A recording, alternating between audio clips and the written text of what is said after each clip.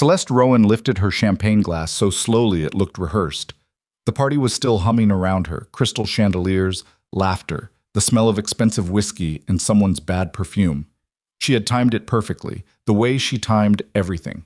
She waited until the room found a natural pause, until enough people were half watching, until Adrian Voss was close enough to hear every word.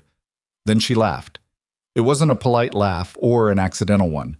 It was the kind of laugh that comes from someone who has been holding something back for years and finally decides the waiting is over. "She's gone, Adrian." Celeste tilted her glass toward him like a toast. "She's never coming back.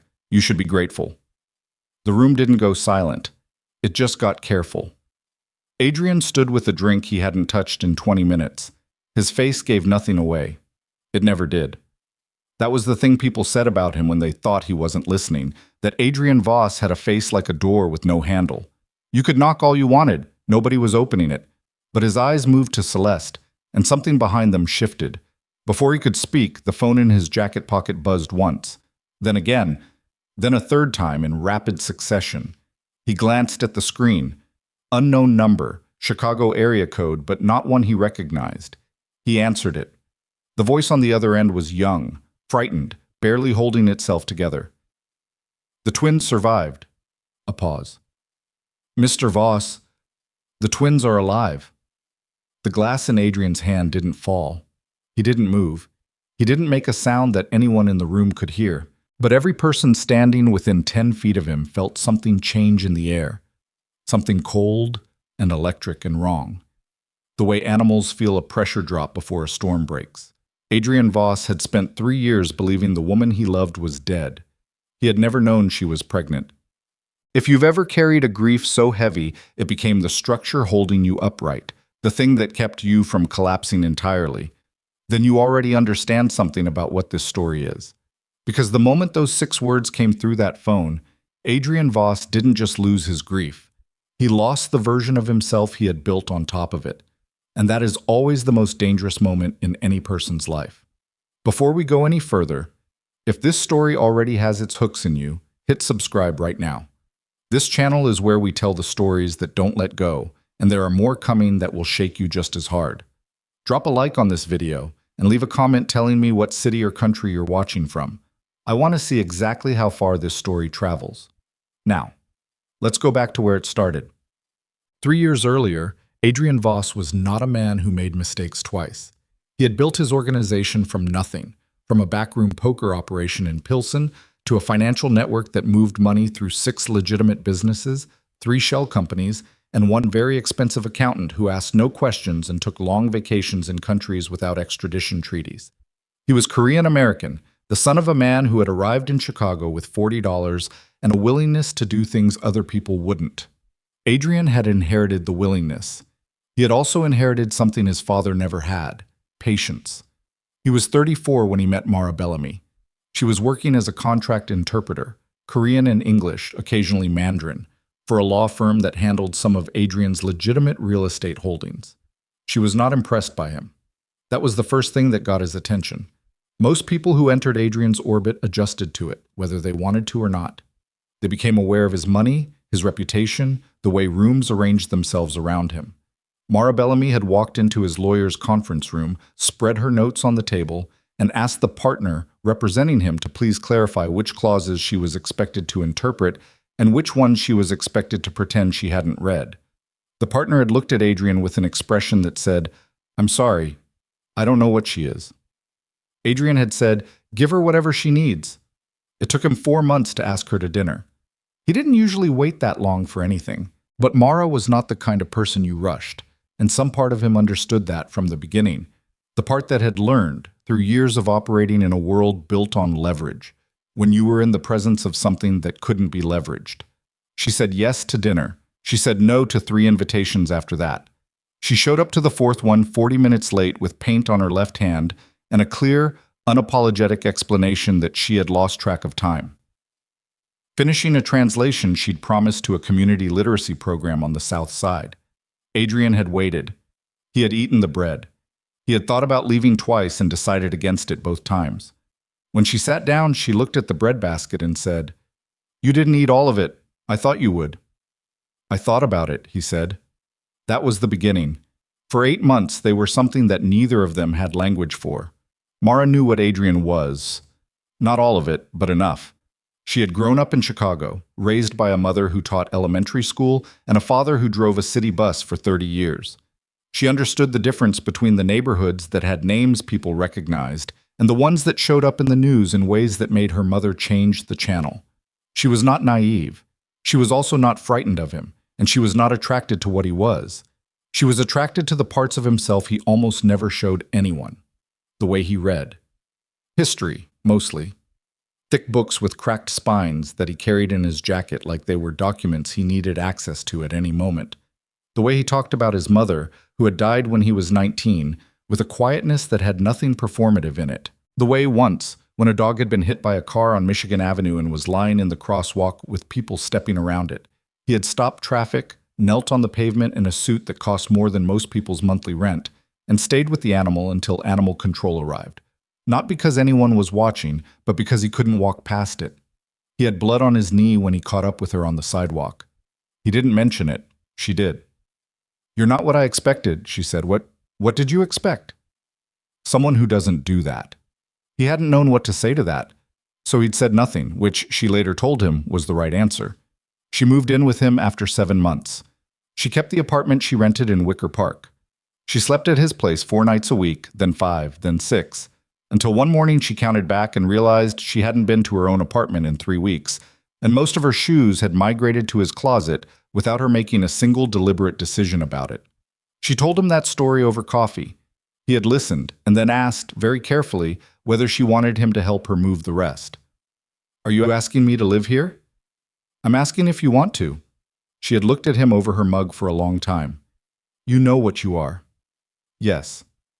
"And you're asking me to—" "I'm asking what you want, not what makes sense, what you want." She put down her mug, looked out the window at the city going gray and loud in the early morning. Then she said, "I want a bigger closet." He had laughed. It was not a sound he made often. She was one of perhaps 4 people alive who had ever heard it. What happened between that morning and the night of the explosion is not easy to compress. Relationships never are. They accrue. Habits and arguments and small recognitions. Things you find out about a person that shift the whole arrangement. Moments of extraordinary tenderness, followed by weeks of ordinary friction. Mara and Adrian were not a smooth couple. She pushed back on him constantly, on his decisions, his rationale, his tendency to handle problems by removing them. She was not afraid of his silences, but she had no patience for what she called his architectural lying, which was her term for the way he answered questions truthfully in every specific detail while constructing a frame around those details that pointed away from the actual truth. "You don't lie," she said to him once, during a fight that had started about something small and expanded outward the way those fights always do. "You just build a house around the truth and then give me a tour of the outside." He hadn't had a good answer for that either. He knew, by the end of the first year, that he loved her. He knew it the way he knew other things that were complicated and inconvenient, with a clear-eyed certainty that refused to make him comfortable. He was also afraid. Not of Mara. Of what came with her. Of how much she had moved into him without his permission, how much territory she occupied, how the prospect of losing her had begun to function as a pressure in his chest that had no parallel in anything else his world had ever produced, including the kinds of threats that most people would reasonably find more frightening. He had started planning the proposal the way he planned everything else, methodically, accounting for variables, trying to ensure the outcome. And then the intelligence reports started landing on his desk. Someone inside his organization was talking, not to the feds, to a rival network, one that had been trying to gain purchase in Chicago for 2 years and had recently decided that the most efficient path was not competition, but removal. 3 of his lieutenants received warnings. 2 of those warnings were credible. One safe house on the northwest side had to be evacuated in 48 hours after Adrian's security team found a surveillance device embedded in the baseboard of the living room. He tightened everything. Cut communication channels, rotated personnel, moved several key operations through alternate networks. He kept Mara out of all of it, which she both understood and resented. "You go quiet when things get bad," she told him one night when he came in at 2 a.m. and stood in the kitchen not eating the food she'd left out because he'd forgotten, again, that eating was something people needed to do regularly. I'm handling it. I know you're handling it. I'm telling you what it feels like from here. He had looked at her across the kitchen, her dark hair pulled back, still half awake, the t-shirt with the fraying collar that she refused to throw away because it had been her father's. He had wanted to tell her everything. He almost did. Instead, he said, "Give me 3 weeks." 3 weeks for what? To get it under control. Then I want to talk to you about something. She had studied him. She was very good at reading people, professionally trained for it, and naturally disposed to it long before that. Something good or something bad? Something I should have said a year ago. The look on her face was complicated, careful and wanting and guarded all at once. "Okay," she said finally. 3 weeks. He had 12 days left on that clock when the explosion happened. The private jet had been scheduled to carry 3 members of his security team to a meeting in Detroit. Routine.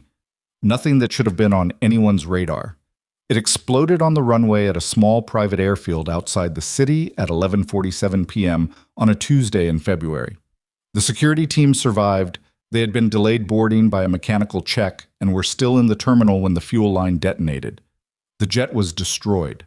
The investigation concluded a fault in the aircraft's fuel system, a finding that Adrian's people knew within 72 hours was deliberately engineered. Mara was not supposed to be anywhere near that airfield.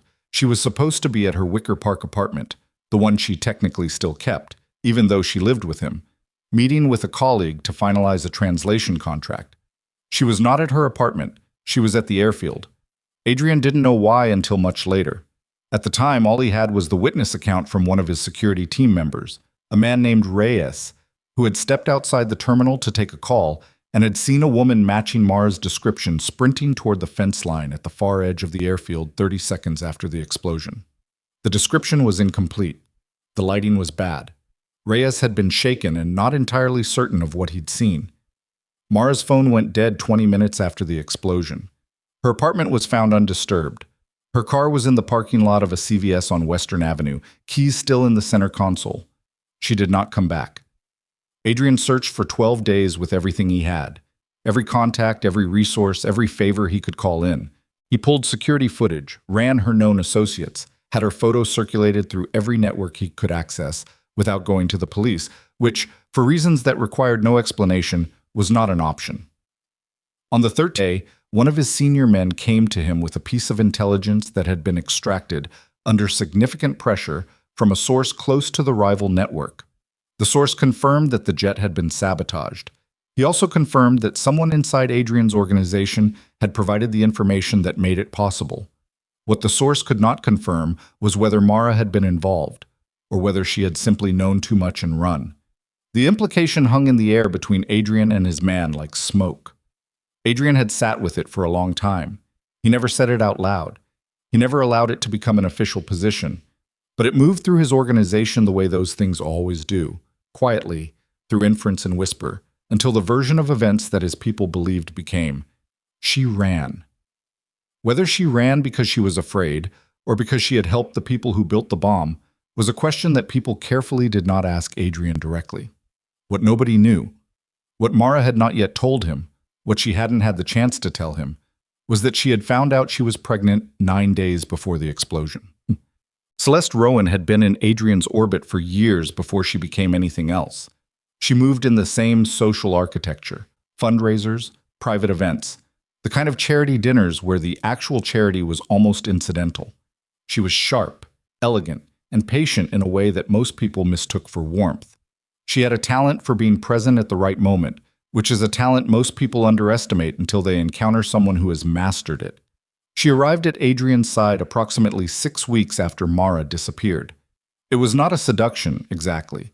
It was more like an occupation, gradual, methodical, each position taken so carefully that Adrian barely registered the movement until she was already there. She did not push. She simply made herself useful. She was present when he needed someone to be present. She was quiet when silence was what the room required. She absorbed his moods with a smoothness that felt, to a man still raw with grief and guilt and anger, like exactly what he needed. What she did with her access, the conversations she had, the information she passed along, The small and steady work of shaping how Adrian understood what had happened to Mara took months, years. She was not careless about it. She planted doubts. Not loudly, never dramatically, just consistently, over time, in the way water finds the low spots in stone. She made sure that the version of Mara Adrian carried forward was the version that could have run, the version that might have known things she shouldn't have. She never said, "Mara betrayed you." She just made sure the silence where those words would have gone felt true. And Adrian, who was grieving and guilty and harder than he had ever been and carrying something in his chest that had no name, let her do it. Not because he believed it, not entirely, but because the alternative, believing that the woman he loved had died, frightened and alone, without ever knowing he was going to ask her to marry him, was a weight he had not figured out how to carry. Celeste gave him somewhere else to put it. For 3 years, he let that be enough. The night of the gathering, the one with the champagne and the chandeliers and Celeste's careful, practiced laugh, was supposed to be a celebration, a business milestone. Adrian's legal holdings had returned a record quarter, and the people who needed to see him relaxed and confident needed to see it publicly. He had dressed for it the way he dressed for everything, correctly, without enthusiasm. Black jacket, no tie, the watch his father had given him on his 21st birthday, which he wore not because it was expensive, but because it was the only object he owned that still carried a version of the world as it was before everything became what it became. He was standing near the east windows when Celeste did it. He had been half listening to a conversation between two of his legitimate business partners, something about a zoning dispute he'd need to pay attention to next week. He was tracking the room the way he always did, not out of paranoia, but out of habit. Who was near whom? Who was watching him? Where the exits were? He was not looking at Celeste, but he heard her. He always heard everything. She had positioned herself at the center of a small cluster of people, carefully chosen people, he would realize later, people who had known Mara, who had been around in the years before, people for whom the name still meant something. She'd raised her glass and made her little noise of amusement, and said those words that were too specific to be casual, too public to be an accident. "She's gone, Adrian. She'll never come back. You should be grateful." And the phone rang. He stepped away from the room without explaining himself. He found a quieter space near the back of the floor, a hallway outside the catering area, fluorescent and ugly, the kind of space buildings have that no one is supposed to see. "Say it again," he said into the phone, quietly, the way he said everything when something was happening. The voice on the other end was young, early 20s, he'd later determined, and it was doing the thing that voices do when the person speaking them has decided to do something frightening and is still in the process of deciding whether they made the right choice. "My name is Danny Kwan. I worked cargo logistics for a transport company out of Kenosha. I met a woman named Mara Bellamy about 2 years ago. She's been living under a different name. She's okay. She was okay last I saw her, but she asked me a long time ago if anything ever happened to her to call this number." Adrian did not speak. "She has 2 boys, Mr. Voss, twin boys. They turned 6 in November. She named them," a pause, the sound of paper moving, "Thomas and Joel." The fluorescent light above Adrian's head hummed and flickered once. "She said you'd know what it means, the names. I don't know if that's true, but she said you'd know." Thomas was the name of Adrian's father. Joel was the name of Mara's. Adrian pressed his back against the wall of the corridor and looked at the ceiling. He breathed in. He breathed out. He counted to 4 the way he had taught himself to count years ago, when the world required him to remain functional through things that did not want to leave him functional. "Why are you calling now?" he said finally. "Because something's wrong. I haven't been able to reach her in 8 days. The house is still there, the boys are with a neighbor she trusted, but Mara's gone. I think someone found her." "Where?" Adrian said. "Small town, north of the city. There's a lake." "Give me the name." The young man gave him the name. Adrian took out a second phone, the one he kept for exactly this kind of moment, and sent 3 words to a number he kept stored only in memory. "Find her, now." Then he walked back into the party. Celeste was still in the center of her little group, still holding her champagne glass, still talking with the easy, fluid confidence of a woman who had been telling a version of the same story for 3 years and had refined it to the point where even she had stopped noticing the seams. Adrian crossed the room toward her. The cluster of people parted instinctively. They always did, the way a crowd parts for something moving with purpose. Celeste saw him coming. Her expression adjusted. A small, practiced smile, warm, secure, the expression of a woman who had calculated that she was safe. Adrian stopped in front of her. He looked at her for a long moment. He said nothing. Then he took the champagne glass very gently from her hand, set it on the tray of a passing server, and said quietly, close to her ear, "You should go home tonight." Celeste's smile didn't waver, but something behind her eyes moved. "Adrian, go home," he said again. "Stay there." He stepped back. He turned away. He did not look at her again. In the elevator on the way down, he stood with his reflection in the brushed steel doors and thought about Thomas. He thought about Joel. I thought about a February night 3 years ago when a fuel line detonated on a runway and a woman he had loved, a woman he had been 17 days from asking to marry him, ran into the dark with their children inside her because she believed the man she trusted with her life might be the man who had tried to end it. The elevator reached the lobby. Adrian Voss walked out into the Chicago night. He had not slept in a long time.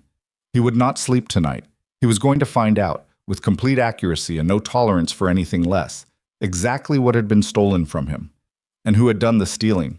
The city was cold and loud and indifferent around him, the way cities are. He barely felt it. His phone buzzed. The second phone. A single message from a number that would delete itself after he read it. Kenosha contact confirmed. Town verified. Safe house address follows. And below that, the address.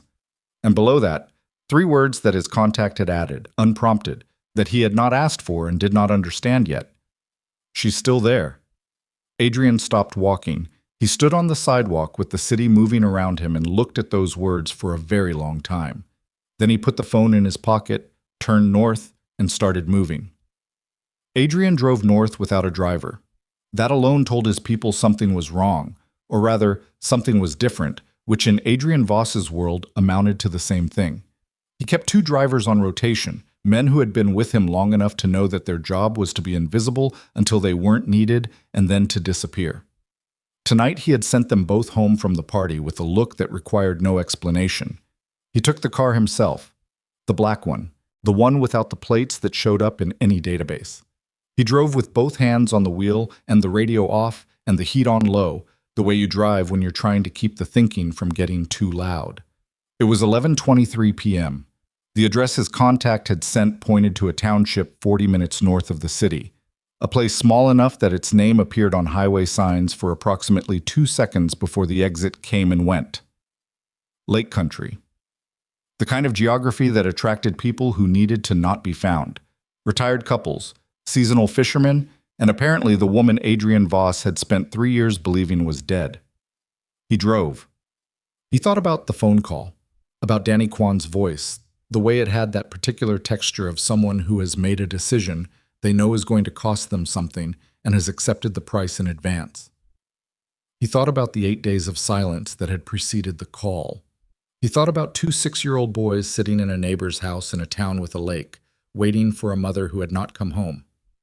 He thought about their names, Thomas, Joel. She had done that deliberately. Not as a message, she couldn't have known whether he'd ever receive one. She'd done it because they were the right names. Because even when she was hiding from everything he represented, she had held on to the things that mattered. That was so specifically, completely Mara, that it moved through him like something physical. His jaw tightened. He kept driving. The safe house address resolved into a gravel road, then a driveway, then a property at the edge of a tree line with a single light burning in a downstairs window. A modest structure, wood siding, older roof, the kind of house that had been built for utility and had never been updated beyond basic function. A practical place to disappear. Nobody came here unless they meant to. Adrian pulled off the road a quarter-mile back and killed the headlights. He sat in the dark for 90 seconds. He was counting. He always counted when he needed to stay in his body and out of his head. Then he got out of the car and walked. His contact was waiting at the edge of the property, a woman named Priya Sen, early 30s, who ran a private intelligence operation that Adrian had used 4 times in the past 2 years. She was small and stood very still and had the quality of someone who had learned to make themselves easy to overlook, which was, professionally speaking, her most valuable attribute. "She's inside," Priya said, without preamble. "Has been. I did a perimeter check 40 minutes ago. No surveillance, no additional vehicles, nothing that suggests anyone else has found this address yet." Yet. Yet, she confirmed. "The boys are at a property half a mile east. Neighbor named Sutton, woman in her 60s, been watching them since Mara left 8 days ago. The boys think their mother went to visit a sick friend." Adrian absorbed this.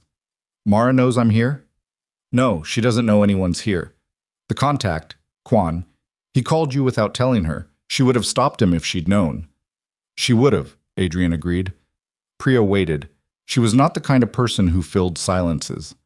"Go back to your car," Adrian said. "Stay on the road in case I need extraction or backup. Don't come in unless I call." "Understood."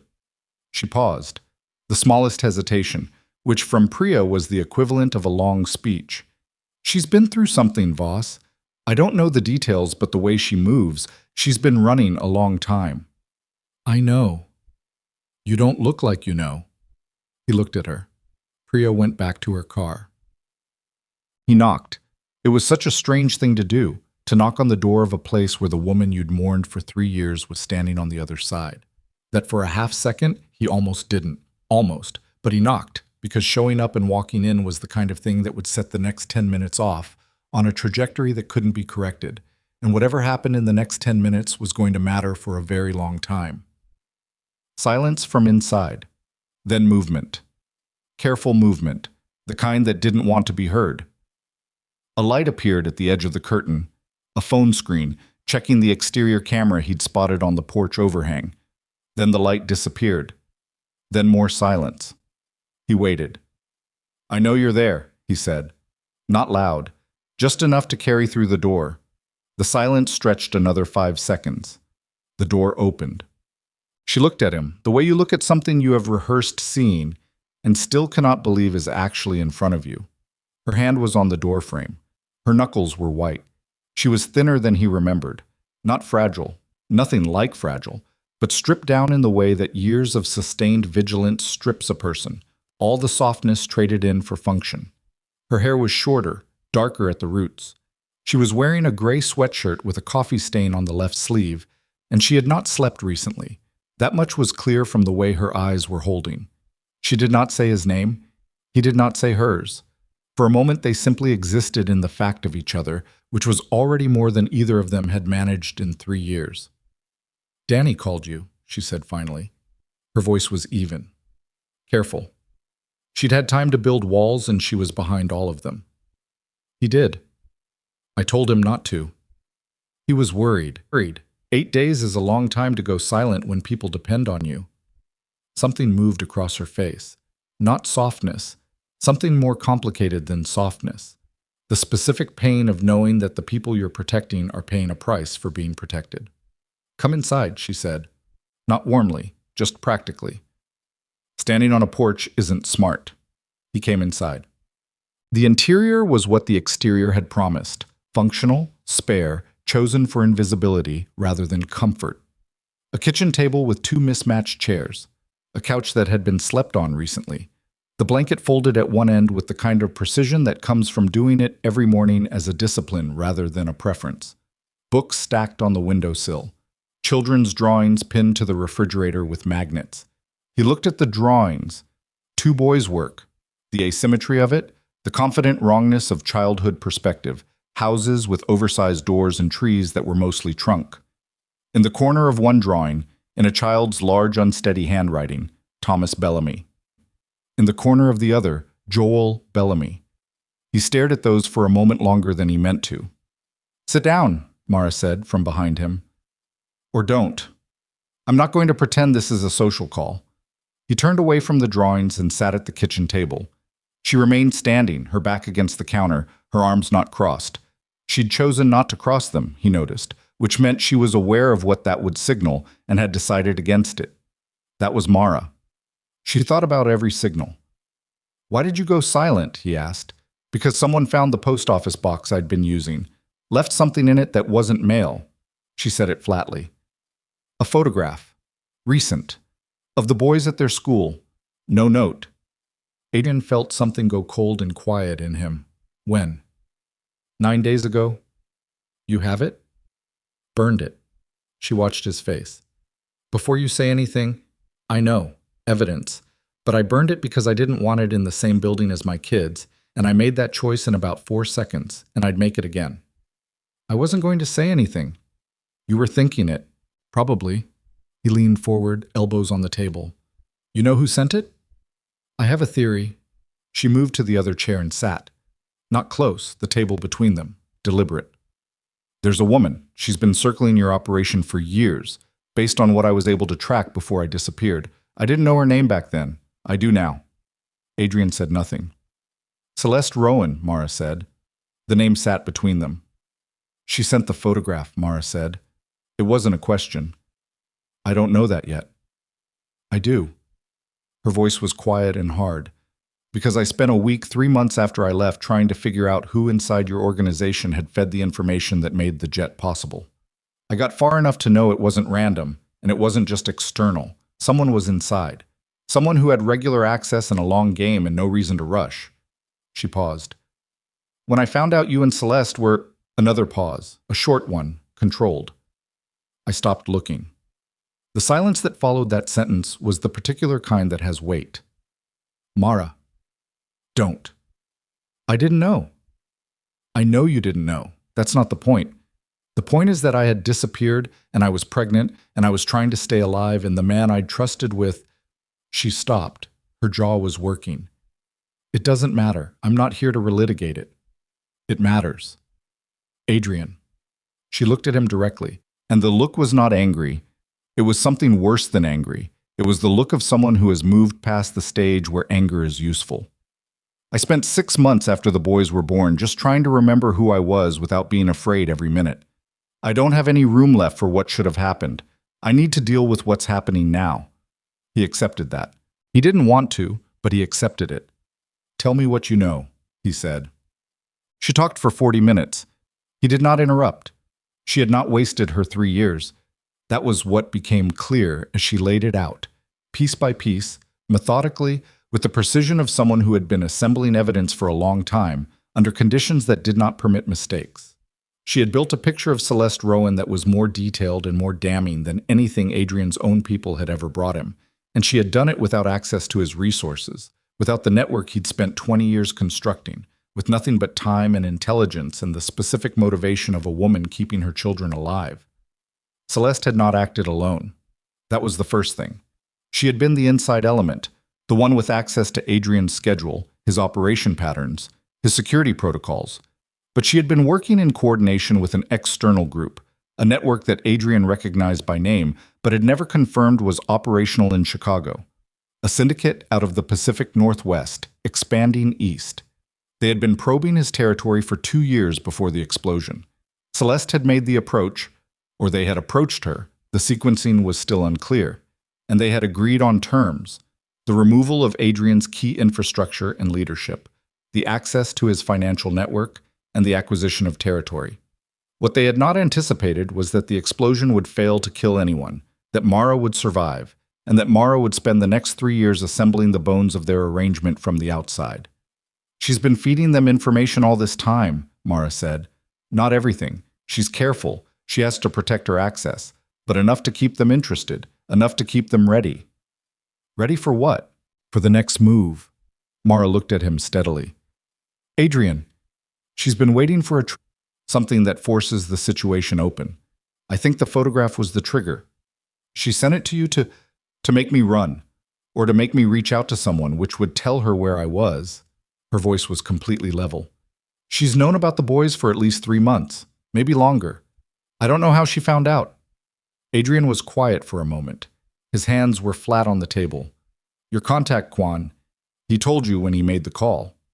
He told me afterward, yes. Mara's eyes moved to the refrigerator, to the drawings. I told him to take the boys to the Sutton property and stay off his phone. He'd already called you by then. He did the right thing. He made a choice. I'm not sure about the right part yet. She returned her eyes to Adrian. You coming here tonight? If Celeste has this address, or is close to having it, You arriving here gives her everything she needs. She can tell the syndicate that you've found a liability and that the situation needs to be resolved before you can use it against her. Adrian looked at her.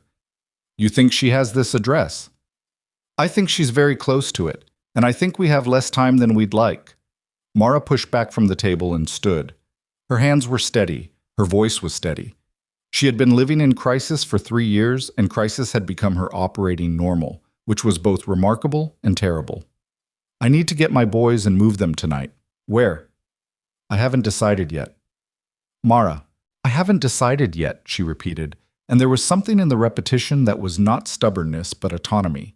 The very deliberate assertion of a person who has had 3 years to think about what it costs to hand the decision-making over to someone else. Adrian did not push. He understood the negotiation she was running, even if he was frustrated by it. Let me make a call, he said. I have a property. It's not connected to me. It's held through 3 removes. Nobody in my current operation knows it exists. I bought it 2 years ago through a private trust for reasons that had nothing to do with this. Why did you buy it? A pause. Because I kept thinking I might need somewhere to go that wasn't my world. Mara looked at him. It's safe, he said, genuinely. And I can have people there within 3 hours who I trust completely. 2 of them. He held up 2 fingers. I'm not bringing an army. I'm not trying to take over the situation. I'm telling you what resources exist, and you can decide whether to use them. The silence stretched. 2 people, she said. 2. I choose which 2. He thought about that. I'll give you a list. Now. Now, he agreed. While Mara went to the Sutton property to collect the boys, Adrian made 4 phone calls from the kitchen of the safe house. The first was to Priya Sen, who confirmed that the road was still clean and that she'd run a half-mile perimeter check that had come back empty. The second was to a man named Carson Lee, who was one of 2 people in Adrian's entire life he would have trusted with something that actually mattered. A former Army logistics specialist who had worked for Adrian's legitimate operations for 6 years, and who possessed the specific quality of competence, without ambition, that made him irreplaceable. The third call was to the property manager of a lake house in a county 2 hours north, to confirm availability and to issue access codes.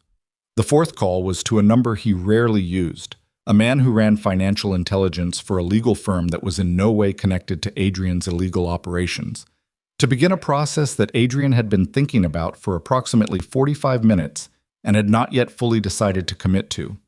He ended that fourth call without completing the instruction. Not yet. He stood in the kitchen with the children's drawings on the refrigerator and the smell of someone else's life around him, coffee and laundry soap, and the particular smell of small children, which he had never been around but recognized as the smell of something that was supposed to be there. And he thought about Celeste. He thought about 3 years. He thought about every conversation they'd had, every carefully placed word, every time she had said Mara's name in that particular way. Not cruel, never obviously cruel, just waited, just slightly bent toward a conclusion she'd already reached and was gently guiding him toward. He thought about the times he'd felt the pull of doubt and the times she'd been there, available and calm, ready to absorb whatever the doubt produced. He had not been foolish. He had been grieving, and she had been very skilled. Those were different things, but he had also made choices. He had allowed things to go on longer than his instincts had warranted. He had known, somewhere underneath everything, that something in the architecture of his life since Mara's disappearance was built on a foundation he hadn't fully examined. He had not examined it because examining it required asking questions whose answers might be things he couldn't undo. Celeste had understood that about him. Precisely and from very early on. The front door opened. Mara came back with 2 boys who were half asleep and clutching things. One of them a stuffed dog with a missing ear, the other a small backpack that he held against his chest, with the concentrated grip of a child who has learned that things can disappear and that holding on is a strategy. They were dark-haired, compact, with Adrian's bone structure visible in their faces in the specific way that genetics asserts itself whether anyone wants it to or not. The jaw, the brow line, the way they held themselves even half awake, as if they had already decided they were not going to be knocked over. Adrian stood at the far end of the kitchen and did not move. Thomas, he guessed Thomas, based on nothing but instinct, looked at him with the flat, direct appraisal of a 6-year-old who has spent his whole life watching his mother assess strangers. The assessment lasted approximately 4 seconds. Then Thomas turned to Mara and said, "Is that man staying?" "For tonight," Mara said. "He's going to help us drive somewhere." "Where?" "Somewhere with a lake." Joel, the second boy, had not looked at Adrian at all. He was looking at the refrigerator, at his drawing specifically.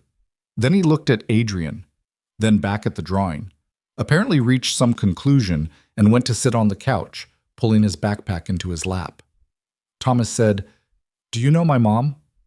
Adrian crouched down, not all the way, not kneeling, but enough to bring his eye level closer. "I did," he said, "a long time ago." Thomas thought about this. "She doesn't talk about a lot of people from before." "I know. Are you good or bad?" Adrian glanced at Mara, who was watching him with an expression that was as close to curiosity as anything she'd shown tonight. "I'm working on it," Adrian said to Thomas. Thomas looked at him for another 2 seconds. Then he went and sat next to his brother on the couch. They were on the road by 1:15 a.m. Priya Sen led in her vehicle. Adrian drove the safe house car, an older Subaru with clean plates, with Mara in the passenger seat and both boys in the back, asleep within 12 minutes, the way children sleep when they've been through enough consecutive hard days that their bodies simply stop waiting for safety and take it where they can find it. Mara stared at the road ahead. She had said nothing since they got in the car. Adrian drove. After 20 minutes, she said, "How much does Celeste know about your operation, realistically?" "More than I'd like. Less than she thinks she does." "That's not an answer." "It's the honest one. She had access to my calendar, my known contacts, my social calendar. Not the financial architecture, not the personnel structure below the senior level. She was never brought in on operational detail. But she's been passing information for 3 years. She's had time to fill in gaps." "Yes." Mara absorbed this. "The syndicate she's working with. Do you know where their Chicago operation is based?" "I have 2 probable locations, unconfirmed." "I have 1 confirmed location," Mara said. She said it without drama, the way you say a thing that took an enormous amount of work to find out and you have decided not to perform the cost of obtaining it. Adrian looked at her. "Eyes on the road," she said. He put his eyes back on the road. "Industrial corridor, near the river, south end. There's a freight company that runs legitimate cargo twice a week and uses the remaining capacity for other movement." She paused. "I've been watching it for 4 months. They have 6 regular personnel on site and 2 that rotate. One of the rotating ones drives a vehicle registered to an LLC that traces back through 4 layers to a holding company with 2 directors. One of those directors is a name I know from your world." "Which name?" She told him. The name was Marcus Hale. Marcus Hale had worked for Adrian for 11 years. He managed transit logistics for 3 of Adrian's shipping operations. He had been at Adrian's side through 2 organizational crises, 3 territorial disputes, and 1 federal investigation that had ultimately gone nowhere. He had been present at the party tonight, standing near the bar with a drink in his hand and the easy bearing of a man who had nothing complicated on his mind. Adrian gripped the steering wheel. "You're certain," he said. His voice was completely flat. 4 months of documentation. Yes. "He's been inside my operation since before the explosion."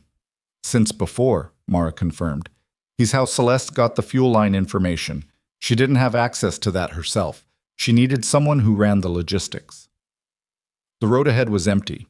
Dark fields on either side, the occasional light from a farmhouse set far back from the highway.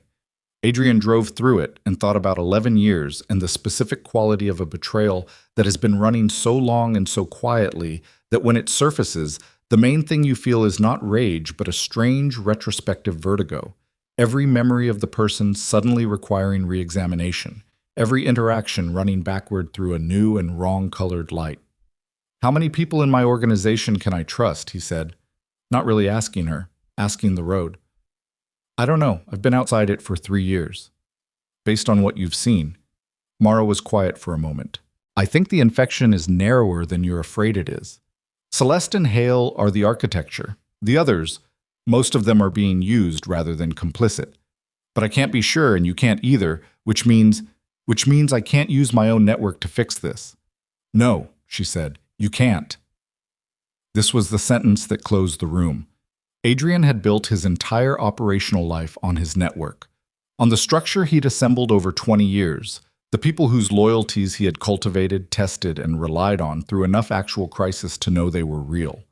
If that structure was compromised, if the only people he could absolutely trust were the two in Priya Sen's vehicle ahead of him and the two asleep in the back seat, then he was not the most dangerous man in this situation. He was the most exposed, and Celeste knew it. That was why she'd made the toast tonight. That was why she'd said those words in that room with those specific witnesses. She was not being careless. She was being deliberate, pushing the situation, forcing it to move, because she had calculated that the moment Adrian started pulling on threads, the structure she'd built to contain him would activate. His own people, at her direction, would close around him. She had been setting this up for 3 years. She was ready. He was 40 minutes from a safe house, with 2 sleeping children in the back seat, and a woman he'd lost and found who was simultaneously his greatest asset and the person he'd failed most completely. And Marcus Hale was at a party in Chicago right now, with Adrian's people and Adrian's money, and 3 years of access to everything Adrian had built. His phone buzzed. The second phone. Priya's number. He answered on speaker, volume low. "We have a problem," Priya said. No preamble. "I'm picking up a tail. Single vehicle been with us since the county road junction, hanging back but matching every turn." Mara's hand went to the door handle. Not pulling it, just contact, just the instinct. "How far to the property?" Adrian said. 41 minutes at current speed." "Can you lose it?" "Not cleanly. Not without drawing attention in a way that wakes up local law enforcement. Alternate route. Working it." A pause. "Voss, if they have the address, losing the tail doesn't help." "I know." He thought, fast, clean, using what he had. "Priya, exit at Millhaven Road. There's a truck stop. Pull in, lights off, get into the lot behind the semis. If the tail follows, we know. If it doesn't follow, they're using GPS and we have a different problem." "Copy." He ended the call. Mara was looking at him. Not panicked, calculating. He could see her running it. "If they have the property address," she said, "then we don't go to the property." "Then where?" He thought about it. He thought about what he had that was not connected to anything, that existed outside the structure that Celeste and Hale had been mapping for 3 years. He thought about the 4th call he'd made, the one he hadn't completed. He thought about burning the architecture. All of it. The network, the money, the operations, the years of construction. Burning it in a way that was controlled and deliberate and took everything Celeste thought she was inheriting and turned it to ash before she could close her hand around it. He had not been ready to think that thought fully before tonight. He was ready now. "Mara," he said. "What? If I gave you everything, every financial record, every document, every piece of evidence connecting Celeste and Hale to the explosion and to the syndicate, if I put it all in your hands, what would you do with it?" She went very still. "I'm not asking rhetorically," he said. "I know you're not." Her voice was careful, precise. "I'd take it to the right people. Not all law enforcement is compromised, Adrian. There are people who take it and run with it for reasons that have nothing to do with helping you, because it's the case of their careers." "That's what I thought." "If you do that," she said slowly, "you lose everything." "I lose the empire, yes." "That's what you are." "That's what I've been." He glanced in the rearview mirror. Thomas and Joel, asleep. Thomas's mouth slightly open. Joel with his forehead pressed against the window. "That's not the same thing." The phone buzzed again. "Priya. Tail did not follow. They have the address. Do not proceed to property." Adrian read it, showed it to Mara. She read it. She looked at him. "We have nowhere to go," she said. "Not as a complaint, as a statement of operating conditions." "We have one place," he said. She waited. "Marcus Hale doesn't know about a storage facility I maintain in Joliet. It's not in any record that flows through my organization. It's registered to a private name I've never used for anything else. It has power, heat, and 2 rooms." He paused. "And it has a safe." "What's in the safe?" "The thing that ends this," he said. The road stretched ahead of them, dark and empty, and Adrian Voss pressed his foot down and drove toward the one move he had left. The move that would cost him everything he'd spent 20 years building, and that he had just decided, in the space between one breath and the next, he was going to make. The Joliet facility was not impressive. That was the point. It occupied the middle unit of a 3-bay industrial building on the outer edge of a commercial park that had been built in the 90s and had never quite filled up. The kind of place where a water filtration supply company and a dry cleaning equipment distributor operated behind identical roll-up doors with identical signage, and where nobody paid attention to the unit in the middle because nothing about it invited attention. Adrian had purchased it through a trust administered by a lawyer in Indianapolis who had never met him and never would. He paid the property taxes electronically, the utilities on a prepaid account, and he had been here exactly 7 times in 2 years. He pulled around to the rear access, killed the headlights, sat for 30 seconds, watching. Nothing moved. Priya's vehicle came in behind him, and he watched her do the same. Sit, watch, count. She was good. She had always been good. He thought about that, about the people he was sitting here with at 3 in the morning, the ones he was certain of, and the number was small enough to fit in one vehicle, which told him everything he needed to know about the last 3 years. He got out. The air was cold in the particular way of industrial areas in November. Flat and chemically neutral, no trees to break the wind, nothing organic in the landscape to give the cold any texture. It just pressed. I went to the rear door, ran the combination on the mechanical lock, not electronic, not connected to anything, and pushed it open. Inside, he got the space heater running first. The boys were awake now, startled out of sleep by the stopping of the car, and they stood close to Mara with the specific alertness of children who have been trained without being told explicitly to read their mother's body language for information about how worried to be. Mara was holding herself very still and controlled, so they were uncertain but not frightened. They looked around the space with the frank curiosity of 6-year-olds, which was its own strange comfort, the reminder that children have a threshold of adaptability that adults have mostly lost. "There's a back room," Adrian said to Mara. 2 cots, blankets in the storage bin. I'll get them set up." "I can do it." "I know you can." He held her eyes for a second. "Let me." She let him. He set up the cots while Priya stayed near the front with Carson Lee, who had arrived separately and was running a sweep of the building's exterior with the quiet efficiency of a man who did not need to be told what he was looking for. Thomas and Joel followed Adrian into the back room and watched him unfold the cots with the solemn attention of children supervising an adult performing an unfamiliar task. "These are small," Thomas observed. "They are," Adrian agreed. "Mom's going to have to share with Joel." "You're not sharing with me," Joel said immediately. "These are 1 each," Adrian said.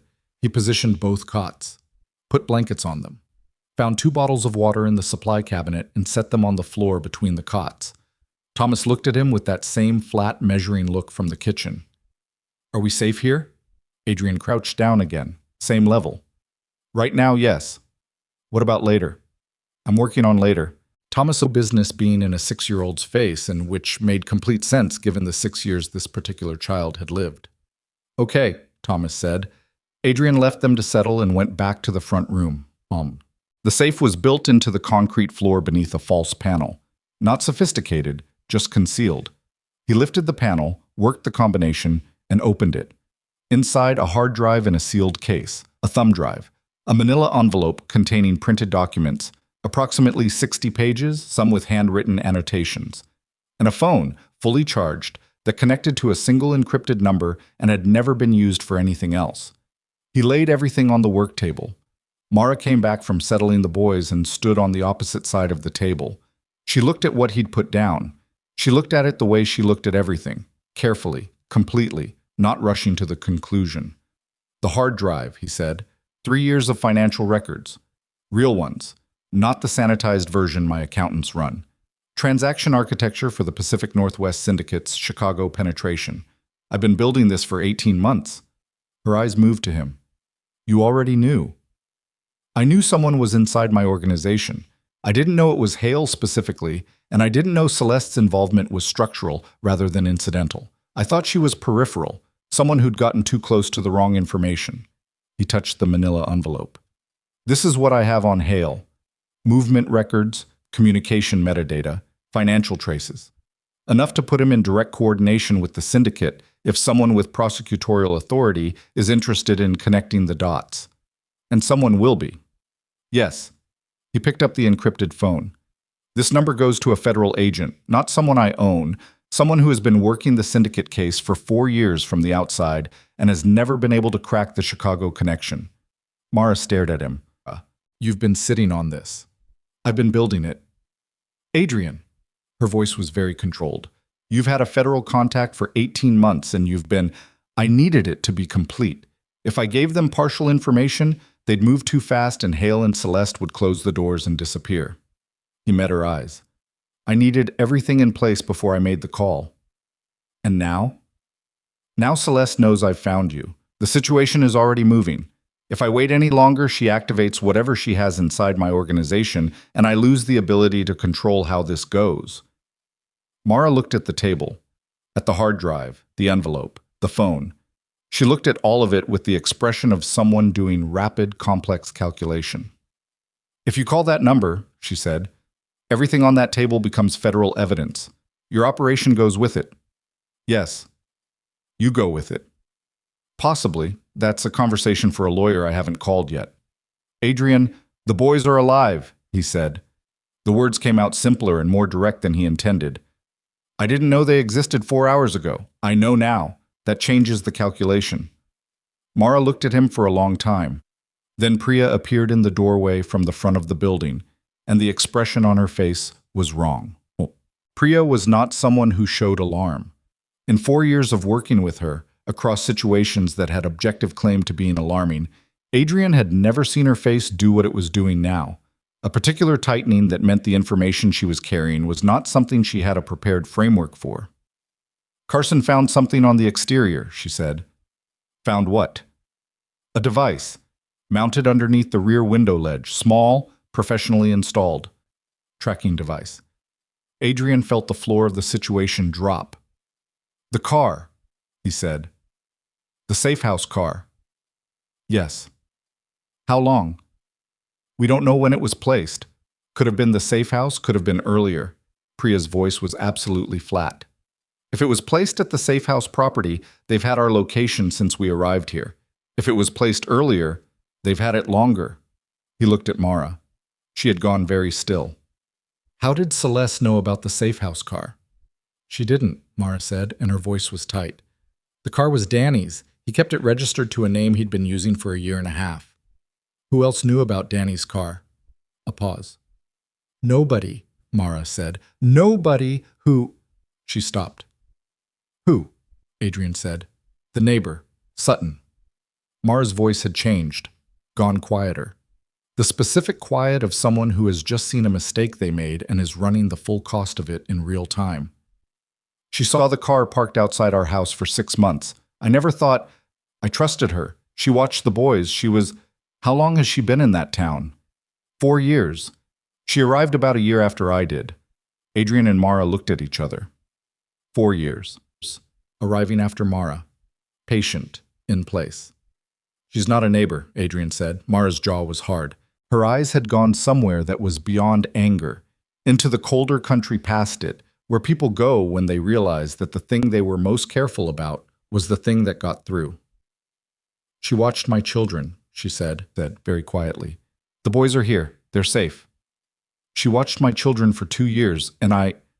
Mara put both hands flat on the work table, pressed them down. It was the controlled release of something that needed a physical object to push against, or it was going to express itself in a way that wasn't useful. She breathed, once, twice. How long do we have? Priya said, if the device is transmitting, they could have had this location for as long as we've been here, 45 minutes. Response time from Chicago. Depending on how staged they are, anywhere from 20 minutes to 2 hours. Is the device still transmitting? Adrian said. Carson disabled it when he found it. Does disabling it tell them anything?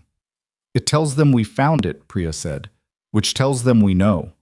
Which meant if they were coming, the clock on their approach had just been cut in half, because now they knew they'd been made, and patience was no longer an asset. Get the boys up, Adrian said to Mara. She was already moving. Well, he called the federal number. It rang twice, picked up on the third ring, 3 in the morning, and it picked up, which told him the agent on the other end had been sleeping next to that particular phone for a reason. "This is Voss." He didn't explain. "I'm ready to deliver. All of it. Hard drive, documentation, live source information on the Chicago operation, and the inside connection. You have a case you've been building for 4 years. I can close it for you tonight." A silence. The agent's breathing, the shift of someone sitting up. "What do you want?" the agent said. "My family walks. Full immunity for a woman named Mara Bellamy and her 2 minor children. They are not part of this and their identities are protected going forward. And you? I want a conversation about that. Not a promise, a conversation. But it happens after the family is secure." Another silence. Longer this time. Adrian could hear the calculation happening on the other end. The weighing of 4 years of case building against whatever it cost to take a call at 3 a.m. from a man whose name appeared in approximately 9 federal files, and whose offer was either the real thing or the most elaborate misdirection the agent had ever encountered. "Where are you?" the agent said. Adrian gave the address. "I need 90 minutes to stage properly." "You have 40, Adrian said. "After that, the window may close in a way that's not good for either of us." A pause. 40 minutes. He ended the call. He turned around. Marcus Hale was standing in the doorway of the facility. Well, the door behind Hale was the front entry, not the rear, not the path they'd used, which meant he'd known this location and had not needed the tracking device to find it. He had been here before, or he had been given the address from someone who had. He was alone, as far as Adrian could see. He was wearing a dark jacket, his hands visible, and he had the particular expression of a man who has rehearsed the moment he's standing in and is now discovering that the rehearsal didn't account for the full weight of actually being here. He was also holding a gun, not pointed at anyone specifically, just held at his side, with the barrel angled down. Present. An established fact in the room. Adrian had left his own weapon in the car, the one that was now outside with a tracking device that had been transmitting their location for 45 minutes. He stood at the work table with the federal evidence laid out in front of him, the hard drive and the envelope and the phone, and looked at the man who had worked beside him for 11 years and had apparently been working against him for at least 3. "Marcus," he said. Hale's eyes went to the table, went to the hard drive, came back to Adrian's face. Something moved through his expression, something that was not quite remorse and not quite defiance, but some uncomfortable compound of both. The thing a person's face does when they've passed through enough moral thresholds that they can no longer locate the original line cleanly. "How long have you known?" Hale said. "Long enough." "That's not an answer." 6 weeks ago confirmed. Before that, suspicions. Adrian kept his voice level. Not cold. Level. There was a difference, and Hale would know the difference. "I had your financial trail going back 14 months. The rest was architecture." Hale absorbed this. "You didn't move on me." "No." "Why?" "Because I was building a case. Moving on you too early collapses everything around it." He paused. "I also didn't want it to be true." The honesty of that last sentence landed in the room differently than the rest. Hale's grip shifted on the gun, not raising it, just adjusting, the unconscious movement of a hand responding to something the rest of the person would rather not feel. "Celeste told me you'd never burn it," Hale said. "The operation. She said you'd never make the call because you'd have too much to lose." "She was right about that. 2 hours ago." Hale's jaw moved. "The kids." "The kids," Adrian confirmed. A silence. "Where are they?" Hale said. "Somewhere you're not going to get near." "Adrian." He stopped, started again. "This doesn't have to go the way you're thinking. Celeste has an offer on the table. Clean exit for you. Assets transferred, territory conceded. You take the family and disappear. She's not interested in destroying you. She wants the operation. She wants what I built." "Yes." "So she can hand it to the syndicate." Hale didn't answer. "Marcus." Adrian took one slow step toward the table. Just one. Not toward Hale, toward the documents, as if he was adjusting them. He needed 2 feet of movement, and he was taking it in the least threatening direction available. "I've already made the call. The federal contact. It's done." Hale stared at him. "The hard drive goes with them when they arrive. Everything on it. You understand what that means." "You're lying." "You know I don't lie." You're... Adrian, if you did that, you're handing yourself over. I'm handing over the operation. It's not the same thing, but yes, there's overlap. He watched Hale's face work through it. How many people are coming? What? You're here. Who else did Celeste send? Because you didn't come here alone to negotiate. You came here because someone sent you ahead. So who's behind you? Hale's silence was the answer. How many? Adrian said. 4. Parked a quarter-mile out, waiting for my signal. What's the signal? Hale looked at him. Adrian? What is the signal, Marcus? A long moment. Then, I don't call in 10 minutes. They come in. Adrian looked at the clock on the facility wall. 3:22 a.m. He had at best 35 minutes before federal support arrived. He had 9 minutes before 4 armed men came through the door. He looked at Hale, at the gun in Hale's hand, at the 11 years of trust that was standing here in the cold light of a storage facility at 3 in the morning, pointing a weapon at him without quite pointing it at him. There's a back room, Adrian said carefully. 2 small boys who have never done anything to anyone are in it. I need you to think about that. Hale's throat moved. I need you to think about what you're actually willing to do here, Adrian said. Not what Celeste told you she needs. Not what the syndicate's been promising. What you are actually willing to do tonight. The gun wavered. The smallest movement, a few millimeters of barrel angle, an adjustment in the grip. But it was the kind of small movement that contained a large amount of information. She has something on me, Hale said, very quietly. The voice of a man who has been holding a sentence in for a long time and is releasing it carefully because even now he is not sure it's safe to let it all the way out.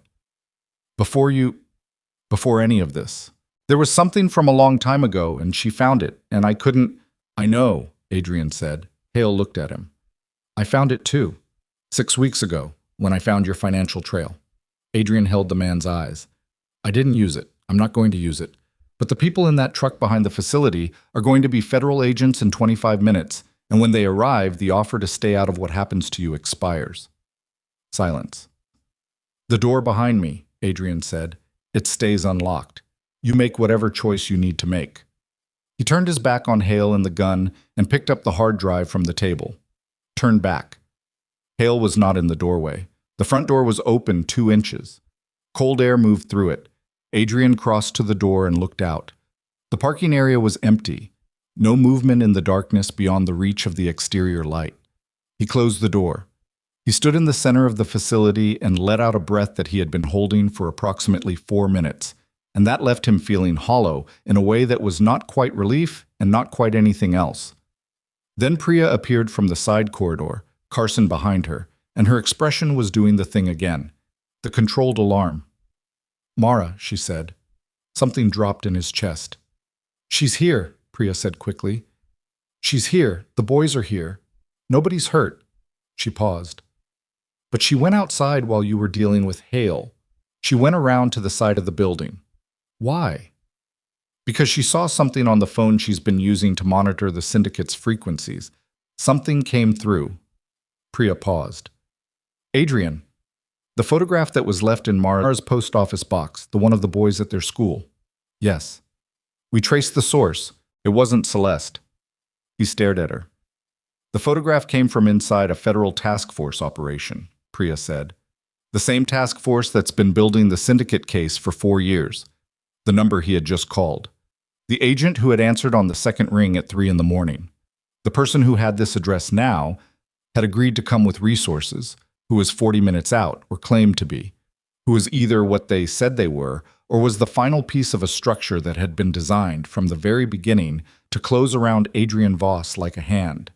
Adrian stood very still in the cold air of the facility and understood, with complete and terrible clarity, that he had just given the location of his children to the wrong person.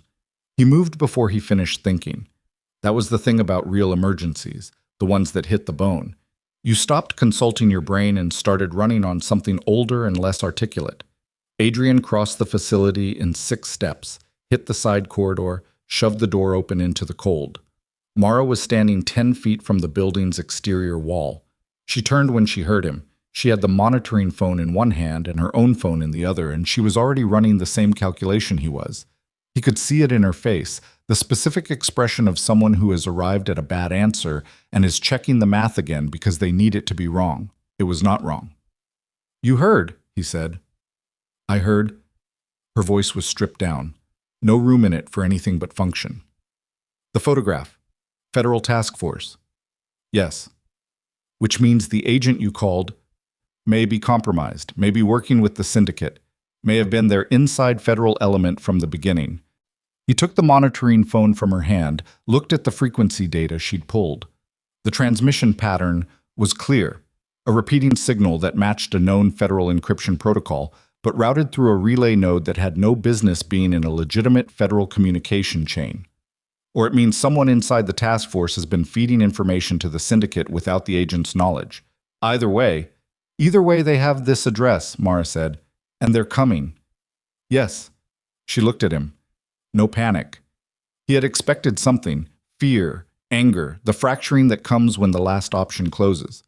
Instead, she looked at him with the clear, hard eyes of a woman who had been running for 3 years and had decided, at some point during those years, that she was done being surprised by bad news. "How long?" she said.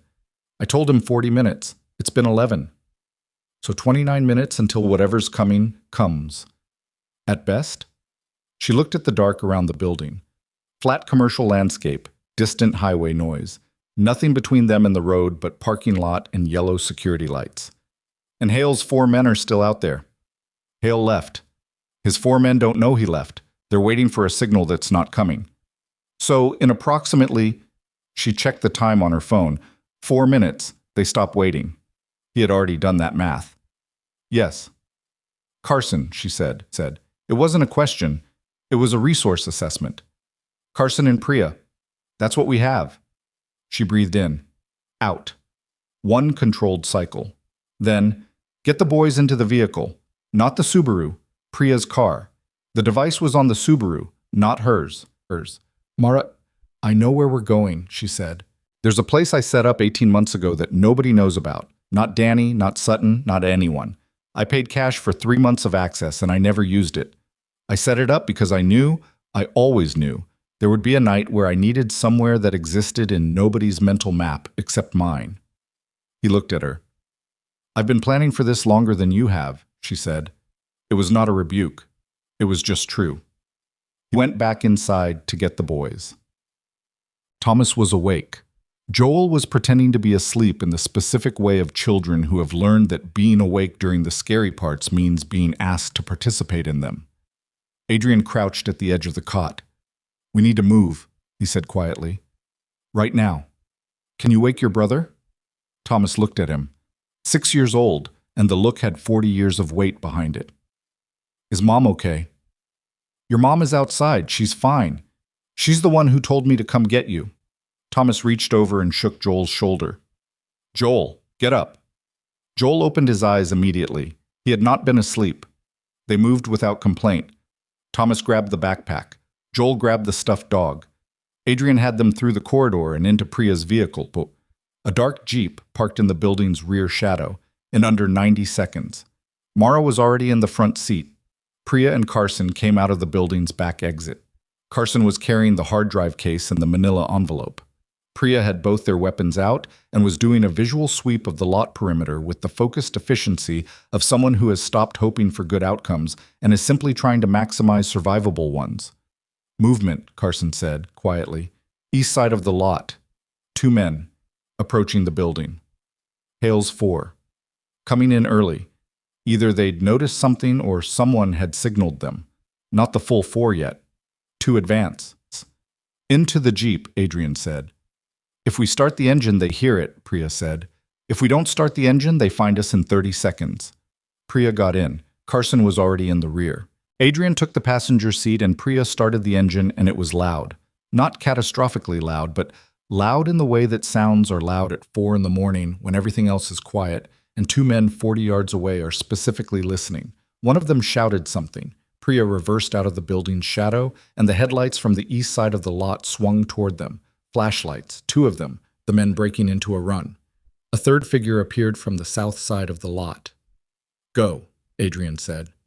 She went. The Jeep came out of the rear lot at an angle that put the building between them and the advancing men and hit the access road doing 40, which was too fast for the surface, but was not a moment for precision driving. Adrian had his window down and his arm on the door and was tracking everything behind them. The flashlights losing ground, a vehicle starting up somewhere in the darkness behind the lot, headlights swinging. "They're following," Carson said. "I see it." "One vehicle." "Only one means the others are calling for backup, not pursuing," Priya said, her eyes on the road. "They don't want to lose us, but they also don't want to engage without the full group." "How far to your location?" Adrian asked Mara. 40 minutes. "We don't have 40 minutes of clean road." "I know." She was looking at her phone, mapping something or pulling something up. "There's a route that goes through the industrial park and connects to the river road. Low traffic, no cameras on the county segment. If we get there before they can parallel us on the highway, we can lose them in the dark." "Show Priya." Mara leaned forward and held the phone where Priya could see it without taking her eyes fully off the road. Priya absorbed the route in a 3-second look. "Take the left at the yellow building," Priya said, "right after the overpass." She took the left. The pursuing headlights overshot the turn, a half-second of lag as the following driver registered the movement and corrected. That half-second put an additional 200 yards between them. Priya used every foot of it. In the back seat, between Carson and the door, Joel had his stuffed dog pressed against his face, not crying, not making a sound. Thomas had his hand on his brother's arm and was staring forward through the gap between the front seats with an expression of concentrated stillness that had no business on a child's face. Adrian turned and looked at them. Thomas met his eyes. Adrian held the eye contact for a moment. Then he turned back to the road. Whatever he had not been able to say in that moment, he filed away for a future that was currently not guaranteed. They lost the pursuing vehicle on the river road, not because the pursuit gave up, but because Priya took an unmarked fork that wasn't on standard mapping, and the following driver either missed it or chose not to take an unlit road at speed in the dark. The headlights disappeared from the mirrors. Priya kept driving for another 4 minutes before she said clean and let the speed come down to something that wouldn't throw them off the road on the curves. The river road was dark and narrow, running between the water on one side and warehousing on the other, and it smelled like cold water and diesel. And for approximately 90 seconds after Priya said clean, nobody in the vehicle said anything at all. Then Joel's voice came from the back seat, muffled by the stuffed dog. "Are we lost?" "No," Mara said. "Because it looks like we're lost." "I know where we are." A pause. "Okay." Priya exhaled slowly through her nose. Carson, who had not spoken in 20 minutes, reached into the storage pocket of the door next to him and produced 2 granola bars and handed them backward to the boys without comment. Joel took his immediately. Thomas looked at it for a moment and then took it. "Thank you," Thomas said. Carson said, "Yep." Mara's location was a Riverview property that had been used as a weekend rental. A small structure, 1 story, set back from the water behind a screen of old trees that made it nearly invisible from the road in any season but spring. She had the key in her jacket pocket. She'd been carrying it for 18 months. She unlocked the door and they went inside, and Priya did the perimeter while Adrian checked the interior. Clean, undisturbed. The smell of a place that had been empty for months, closed air and cold wood, and the particular absence of human habitation. Mara put the boys in the back bedroom with the granola bars and Carson and told them she'd be right there. Carson sat in the chair by the window with his weapon visible but not aggressive, and Joel looked at it with the frank assessment of a child evaluating an unfamiliar object, and Thomas put his hand on his brother's arm again and said quietly, "Don't ask." Joel didn't ask. Oh. In the main room, Adrian laid the hard drive case and the envelope on the small table. He and Mara and Priya stood around it in the dark. Priya had not turned on the overhead light, only a small lamp in the corner that put most of the room in shadow. "The federal contact," Mara said. "I need to verify whether the agent is the compromised element or whether the compromise is inside the task force without the agent's knowledge." Adrian looked at the encrypted phone. "If I call again, he gets a second location fix. I can't call from here. So we need another route to federal contact. Or we skip federal entirely," Priya said. They both looked at her. "There are journalists," Priya said. "Specifically, There is one investigative journalist who has been working the organized crime, federal corruption intersection for 3 years out of a Chicago bureau. She's published 2 pieces that touch the syndicate peripherally. She's been looking for the center of it. Priya paused. The hard drive goes to her. The story breaks inside 48 hours, and Celeste and Hale and whatever federal element is involved lose the ability to bury it. Mara said, "A journalist can't grant immunity." "No," Priya agreed, "but a journalist can make the story so public that a prosecution becomes politically inevitable and the terms of that prosecution become negotiable." The room was quiet. Adrian looked at the hard drive, at everything it contained, the financial architecture, the transaction records, the 14 months of documentation he had assembled with no certainty it would ever be used. He thought about the federal agent who had answered on the second ring. He thought about the photograph of Thomas and Joel at their school, sent from inside a federal operation. He thought about what Celeste was doing right now. She knew he had found Mara. She knew her tracking device had been found and disabled. She knew Hale had gone to the facility and had not come back and had not sent a signal. She was running her own calculation, what she had, what he had, what moves were still available on the board, and she had one that he hadn't fully accounted for. "She'll go to my organization," he said. "Not Hale's people, my actual organization, the legitimate operations. She has enough documentation of my illegal activity to create a crisis in the business holdings if she releases it through the right channels. She'll use it as leverage." "To do what?" Mara said. "To force a surrender. Not mine. She knows I'm past the point of surrendering to her. She'll go after the legitimate business to force my people to pressure me." He paused. "There are people who work in my legal operations who have no involvement in anything else. Accountants, property managers, restaurant staff. If Celeste releases the information through business regulators or law enforcement in a way that collapses the legal side, those people suffer for something they had no part in." Mara was looking at him steadily. "She'd do that. She's been building toward this for 3 years. Yes, she'd do that. So we need to move faster than her. We need to have already moved." He picked up the hard drive. "Priya, your journalist contact. Can you reach her at 4:30 in the morning?" "For this?" "Yes." "Do it." Priya moved to the far corner of the room and made the call. Adrian looked at Mara across the table. She was watching him with an expression he couldn't fully read. Not the walls she'd been behind when he arrived at the safe house, but something more complicated than that. The specific look of a person reassessing something they had previously decided about someone else, and not yet sure what conclusion they're landing on. "You're going to lose everything," she said, not as an objection, as a fact she was putting on the table. "The operation. Adrian, the money, the network, the legal holdings. All of it becomes evidence or collapses under scrutiny. You're going to come out of this with nothing." "That's not nothing," he said, and he didn't look at the hallway where the boys were, but he didn't need to. Mara looked down at the table. A long moment. "I'm sorry I didn't tell you," she said, quietly. "About the boys. I know it doesn't cover what it should cover, but you were protecting them. I thought you might be compromised. I didn't know. I couldn't verify it, and I couldn't take the risk, and I had 2 people to keep alive, and Mara." He waited until she looked up. "You made the right call with the information you had. That's all anyone can do." She looked at him for a long moment. Something in her face changed. Not forgiveness, not the clean, uncomplicated thing the word suggests, but something more honest than that. A recognition. An acknowledgement that the accounting was more complicated than either villain or victim could fully capture. Then Priya came back. "Journalist is coming," Priya said. 2 hours. She's bringing her editor." 2 hours, Adrian said. "There's a problem," Priya said. He looked at her. "She's getting the story ready to publish by morning. She asked how we got here. She wants to know why you're coming forward." Priya paused. "She also said there's been a development in the last hour that we need to know about." "What development?" "A woman named Celeste Rowan called the Chicago Tribune 45 minutes ago. She's offered them an exclusive. She says she has documentation of a federal witness tampering operation." Priya held his eyes.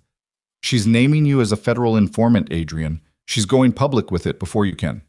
The room went very still.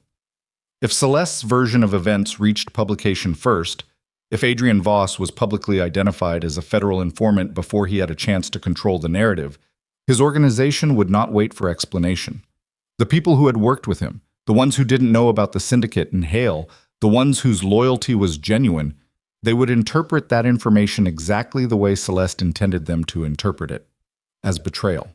As a man who had been cooperating with federal authorities and using his own organization as cover, they would not come for him with lawyers. And Mara and the boys were here, at a location that two more people now knew about, with a window of approximately 90 minutes before a journalist arrived, and an unknown window before Celeste's story broke, and the world Adrian had built turned against him with everything it had. His phone, the main one, the one Celeste knew the number of, buzzed. He looked at the screen. It was a text from Celeste. 4 words. It's already too late. He looked at those 4 words for a long moment. Then he looked at Priya. Wake Carson, full alert on the perimeter. He looked at Mara. I need you to take the boys to the back of the property. There's a tree line, get as deep into it as you can and stay there until I signal. Take Carson's secondary weapon. What are you doing? Celeste sent that text from a device connected to a local tower. He held up the main phone. Priya can triangulate the tower. If she's local, if she's close enough to have sent someone ahead. She's here, Mara said. Her voice had gone flat. Adrian, if she sent that text, she's already... The front window of the property exploded inward. Not a gunshot. A rock, thrown hard through the glass, and attached to the rock was a phone showing a live video feed of the exterior of the property. And on that feed were visible 4 vehicles and a figure standing in front of them who, even in the low-resolution stream of a cell phone camera at 4 in the morning, was unmistakably Celeste Rowan, in a long coat, her dark hair down, her hands in her pockets, looking directly into the camera with the expression of a woman who has spent 3 years waiting for this exact moment and has decided to dress for it.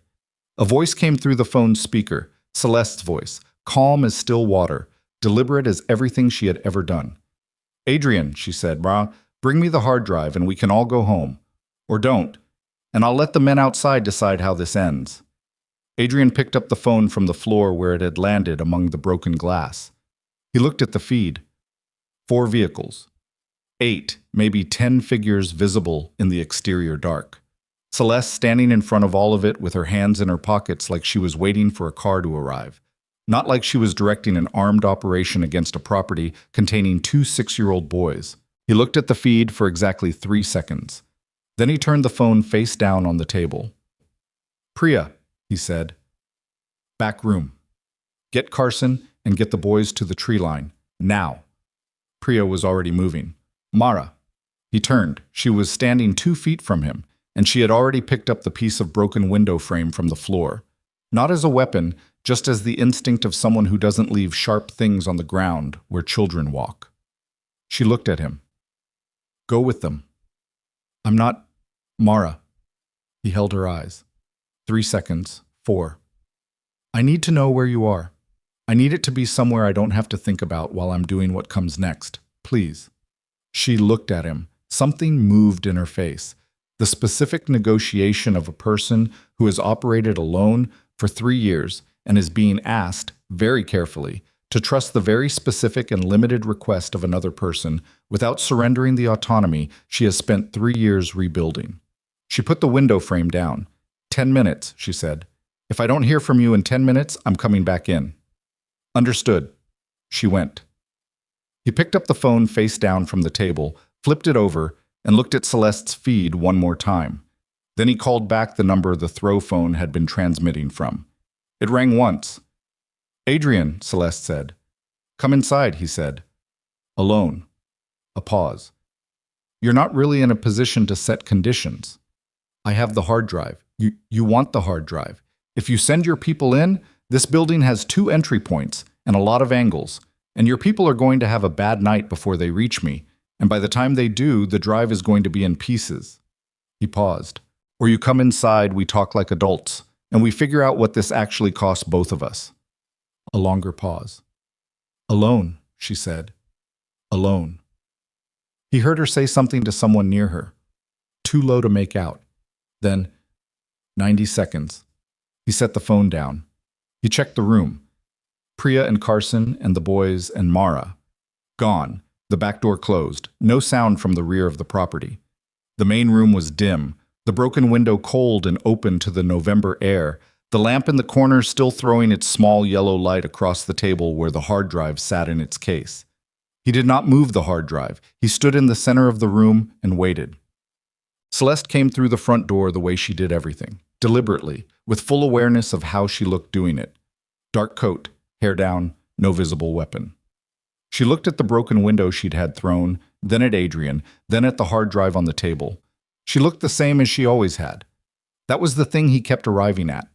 She looked composed and measured and entirely like herself, which meant that what he was looking at was the same person he'd looked at for 3 years without seeing correctly, and the failure of perception was his, and it was real, and he had no productive use for it right now, but it sat in him with a particular weight regardless.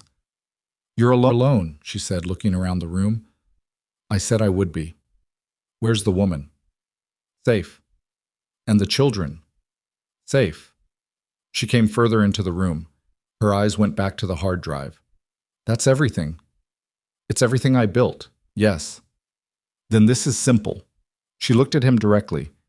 "You give me that, and I give you the out I offered through Hale. Clean exit. The story I was going to release about you being a federal informant disappears. Your people never hear it. You take the woman and the boys and you go somewhere and you build whatever small life a man like you builds when he's done.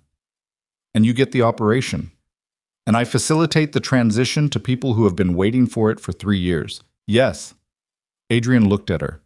He had known her for 3 years. He had let her close, which was a different thing from trusting her. He understood that now. He had used her proximity to his grief as a reason not to look carefully, and she had understood that about him and used it precisely. "Why?" he said. She blinked, slightly. It was such a small thing, but Celeste Rowan did not get caught off guard often enough that a blink was insignificant. "Why what? Why this? Why 3 years? Why build something this elaborate when you could have—" He stopped, thought about it. "You couldn't have done it another way. The direct play was never available to you because I would have seen it." He said this not with anger, but with the flat recognition of someone completing a puzzle. "You needed me to be looking somewhere else. Mara's disappearance was the somewhere else." Celeste was quiet. "You didn't plan the explosion," he said. "That was the syndicate's move. But when it happened and Mara disappeared, you understood what it gave you and you used it." He looked at her face. "Did you know she was pregnant?" A pause. "No." "But you found out." "Eventually, yes. And you sent the photograph anyway, to a woman hiding with 2 children." Celeste's jaw moved. "I needed her to surface. I needed to know where she was and what she had on me, and the photograph was the cleanest way to put pressure on the situation without getting blood on your hands directly." She said nothing. There are 2 6-year-old boys in the trees behind this building right now," Adrian said. His voice was still level. He was working very hard to keep it level, because the alternative was something that wouldn't help him, and wouldn't help Thomas and Joel, and wouldn't add one useful thing to what needed to happen in the next 10 minutes. "Because you sent a photograph to their mother. Because you needed to put pressure on a situation. Adrian, I'm not performing outrage at you, Celeste. I don't have room for performance tonight." He looked at her steadily. "I'm telling you what it is, so that when I tell you what happens next, you understand that I'm not negotiating from anger. I'm negotiating from a very clear understanding of what you are and what I have and what this costs both of us." She watched him. "The hard drive goes to a journalist," he said. "That process has already started. I called a contact before your people arrived, and that contact has enough information to begin the story, regardless of whether this drive reaches them, because I gave them a summary over the phone 40 minutes ago." He paused. "You can have the drive. It won't change what gets published." Celeste's composure held, but he watched it hold, which was different from it holding naturally. The effort of it was visible in the set of her mouth, the absolute stillness she was maintaining with her hands. "You're bluffing," she said. "I don't bluff. You know that." She knew that. "What I'm offering you," he said, "is a choice that closes in about 8 minutes. The journalist arrives in less than 2 hours. Federal interest in this case is now pointed in multiple directions because I gave a federal contact this address before I learned the contact might be compromised. which means there are people coming here tonight who are legitimate and people who are not. And when they arrive, whatever is still unresolved in this room becomes resolved by circumstances instead of by us. He paused. I can give you 2 hours head start, you and whoever you need to take. I'm not in the business of hunting you, Celeste. I never was. She stared at him. 2 hours. 2 hours. After that, what gets published, and the federal case lands where it lands. And Marcus Hale makes whatever decision Marcus Hale makes about cooperation.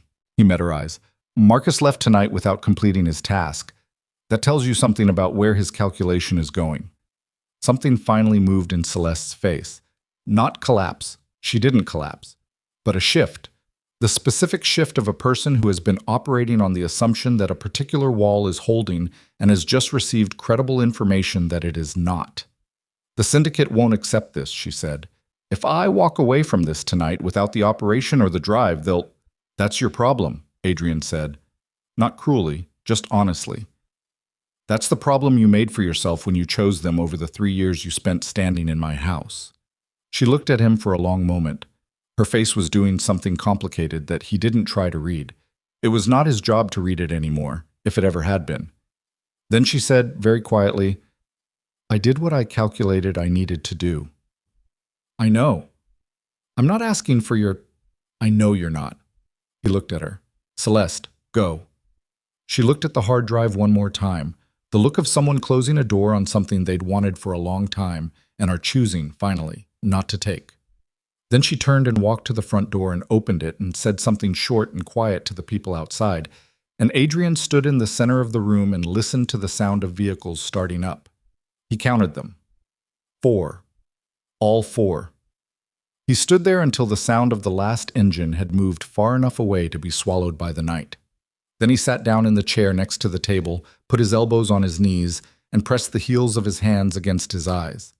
He stayed that way for a while. Not long, but long enough for something that had been held at maximum tension for the last 4 hours to release in a way that left him very tired and very empty and very clear. He reached for the encrypted phone and sent a single text to Priya. Clear. Bring them in. 1. Mara came back through the rear door first. She looked at the room, at the broken window, at the empty driveway visible through it, at Adrian sitting in the chair, and did her rapid assessment and arrived at the correct conclusion without asking. She was good at that. She had always been good at that. She left, Mara said. She left. Her people. All of them. Mara absorbed this. She looked at him sitting in the chair in a way that he was aware of. Not with pity, nothing like pity, but with the specific look of a person who has decided to see someone accurately and is in the process of doing it. Then Thomas came through the door behind her, still holding his backpack, and looked around the room and spotted the broken window and said, What happened to that? It broke, Adrian said. Thomas looked at him. Clearly did not believe this was a complete explanation, chose, with the dignity of a 6-year-old who has had a very long night, not to pursue it. Joel came in behind him carrying the stuffed dog, and Carson came in last and pulled the rear door closed and stood against the wall in the way that Carson stood, taking up no more space than necessary, available, quiet. The journalist, Adrian said to Priya, who had followed. 1 hour 40. We'll be here. Mara sat on the couch. After a moment, the boys arranged themselves on either side of her, Thomas against her left arm, Joel with his head against her right shoulder, still holding the dog. She put an arm around each of them, with the automatic ease of a body doing something it had done 10,000 times and would do 10,000 more. Adrian looked at the 3 of them on that couch in the low lamplight of a river property at 4:30 in the morning, with a broken window and the smell of cold November air coming through it, and something in him that had been clenched for 3 years. Not just tonight, not just the last 4 hours, but 3 years. Released. Quietly. Without fanfare. The way the most important things usually happen. The journalist arrived at 6:12 a.m. Her name was Sandra Osei, and she was in her late 30s and had the specific quality of energy of someone who has been working on a story for a long time and has just been handed the center of it. She came with her editor, a man named Volkov, who said almost nothing and took notes on everything. And they sat across the table from Adrian for 90 minutes while the boys slept in the back bedroom and Mara sat in the corner and Priya stood by the door and Carson watched the exterior. Adrian talked. He laid out 3 years of documentation. He named names: Celeste Rowan, Marcus Hale, the federal task force element that had been feeding information to the syndicate. He explained the financial architecture that connected the Pacific Northwest network to its Chicago operation. He described the night of the explosion, what he knew and when he'd known it, and what he hadn't known that he should have. He talked about Mara, her role, her evidence, the 3 years she'd spent outside his world assembling information he couldn't have assembled from inside it. Sandra Osei asked good questions. She asked them in the flat, deliberate way of someone who has learned that the fastest way to the truth is to give the person speaking enough room to contradict themselves if they're going to, and she let the contradictions surface naturally and return to them without accusation. She was good at her job. By the end of the 90 minutes, she had what she needed. "This publishes tonight," she said.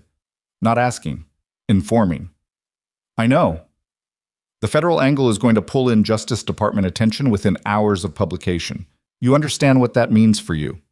I have a lawyer I need to call this morning." He paused. "I'm not going to make it easy for them or hard for them. I'm going to give them what I have and accept what comes." Sandra looked at him. She had the look of a journalist who had covered enough crime and corruption to have developed a fairly calibrated sense of who was performing contrition for strategic advantage and who was something else. She seemed to be arriving at a conclusion about which category he occupied. She closed her notebook. "For what it's worth, the federal element in the task force. We have enough to investigate that from our end without your documentation. Your information confirms it, but it's not the only source." He nodded. "That means the agent you called tonight, the one who may or may not have known about the photograph, will determine that through the investigation. It may be cleaner than you think." He had not expected that. He filed it in the place where things go when they're better than you'd calculated, a place that had been mostly empty for a while. Sandra Osei and Volkov left at 7:58 a.m. The sun was fully up by then, winter sun, low and white and thin, the kind that gives light without warmth but gives it honestly. The days after were not clean. They never are. The narrative instinct is to find the clean line, the moment where everything resolves and the characters step into their new lives with the old lives behind them. The reality is that the old life doesn't disappear. It accrues consequences that arrive on a schedule that has nothing to do with when you're ready for them. The story published that evening. By the following morning, it had been picked up by 17 outlets. By the end of the week, federal investigators had announced an inquiry into the task force element. Marcus Hale surrendered to federal authorities 4 days after the night at the river property through a lawyer with a cooperation agreement already drafted. The agent Adrian had called turned out to be legitimate. The compromise in the task force had been a junior analyst 3 levels below him, recruited by the syndicate 18 months prior. The agent called Adrian's lawyer and said, through channels, that he understood why the call had gone the way it had gone. Celeste Rowan was located in Montreal 11 days after she walked out of the river property. She had made it further than 2 hours. She'd had contingencies. She always had contingencies. But the story Sandra Osei published named her specifically, and the financial documentation that accompanied it made movement across certain borders complicated. She was extradited 4 months later. The syndicate she'd been working with did not come to her assistance, which surprised no one who understood how syndicates operate. Adrian's legal holdings were placed under regulatory review. Most of them survived it. The legitimate operations had been run cleanly enough that the taint was limited. Some didn't survive. The restaurant on the west side that he'd owned for 8 years, the one his mother had eaten at twice before she died, that one closed. He did not expect that to feel like something specific. It felt like something specific. His illegal operation was over. That was not a complicated thing to say, and it was not a complicated thing to accept. It had been over the moment he called Sandra Osei. What was complicated was the mornings after, the habits of 20 years, the shape of a day when the thing that had organized it was gone. He rented a house outside the city. Not far outside, 40 minutes, Lake Country, the same general geography where Mara had been living without him ever knowing. He chose it deliberately, not because it was poetic, but because it was practical. It was quiet, and it had space, and it had a yard, and it was 40 minutes from the city in case anything required him to be in the city. Mara did not move into the house. She took an apartment 20 minutes away, in a small town with a good elementary school. and she enrolled Thomas and Joel in the second week of December. She had been homeschooling them for 3 years, and they were academically ahead of their grade level and socially behind it, which was the predictable consequence of 3 years of isolation and which would, the school counselor assured her, correct itself more quickly than she feared. Thomas made a friend inside the first week. Joel took longer. Joel was the kind of child who watched for a long time before committing, which was not pathology. It was temperament. And Mara told the counselor so in a conversation that was polite and firm, and that the counselor received with the slightly surprised expression of someone accustomed to parents who treat professional assessment as authoritative rather than consultative. Mara was not that kind of parent. Adrian drove the 20 minutes to her apartment on weekdays after school pickup, when she let him. That phrase, when she let him, was not a condition she had stated explicitly, and not one he had agreed to explicitly. It was simply what the arrangement was. He understood that she was not punishing him. She was calibrating something. The distance between what he had been and what he was trying to be, and whether that distance was closing at a rate that corresponded to something real or to something performed. He understood it because it was exactly how he thought about everything else. Apply consistent pressure over time, and watch what the structure does. What holds and what yields tells you what you're actually dealing with. So he drove 20 minutes, and he picked up the boys from school on Tuesdays and Thursdays, which were the days Mara had an evening interpretation contract she'd taken with a legal firm in the city. He drove them to get food and helped them with homework and listened to Thomas tell him, in great detail, about a project on the water cycle that he had opinions about, and he listened to Joel say almost nothing while communicating a great deal through the direction of his attention. Joel watched everything. He was going to be a person who noticed things. Adrian recognized it in him the way you sometimes recognize something in another person that you know primarily from the inside. He did not tell Joel this. He filed it away. He had time. 3 months after the night at the river property, on a Tuesday in February, Adrian drove to Mara's apartment and knocked. She opened the door. He had a small box in his left hand. He did not hide it. That had never been his style, hiding things in plain sight. He held it plainly. She looked at it, looked at him. She leaned against the doorframe with her arms not crossed, the same deliberate choice she'd made that first night at the safe house. "Come in," she said. The apartment was warm. It smelled like coffee and the particular smell of Mara's space, paper and something herbal she'd put near the window, and the underlying smell of the boys, which was always present in any space they occupied for more than a day. The smell of children, which Adrian had now learned to identify, and which produced in him something he didn't have a clean word for. The boys were not home. They were at a birthday party, Thomas's new friend, the one acquired inside the first week. He sat at her kitchen table. She sat across from him.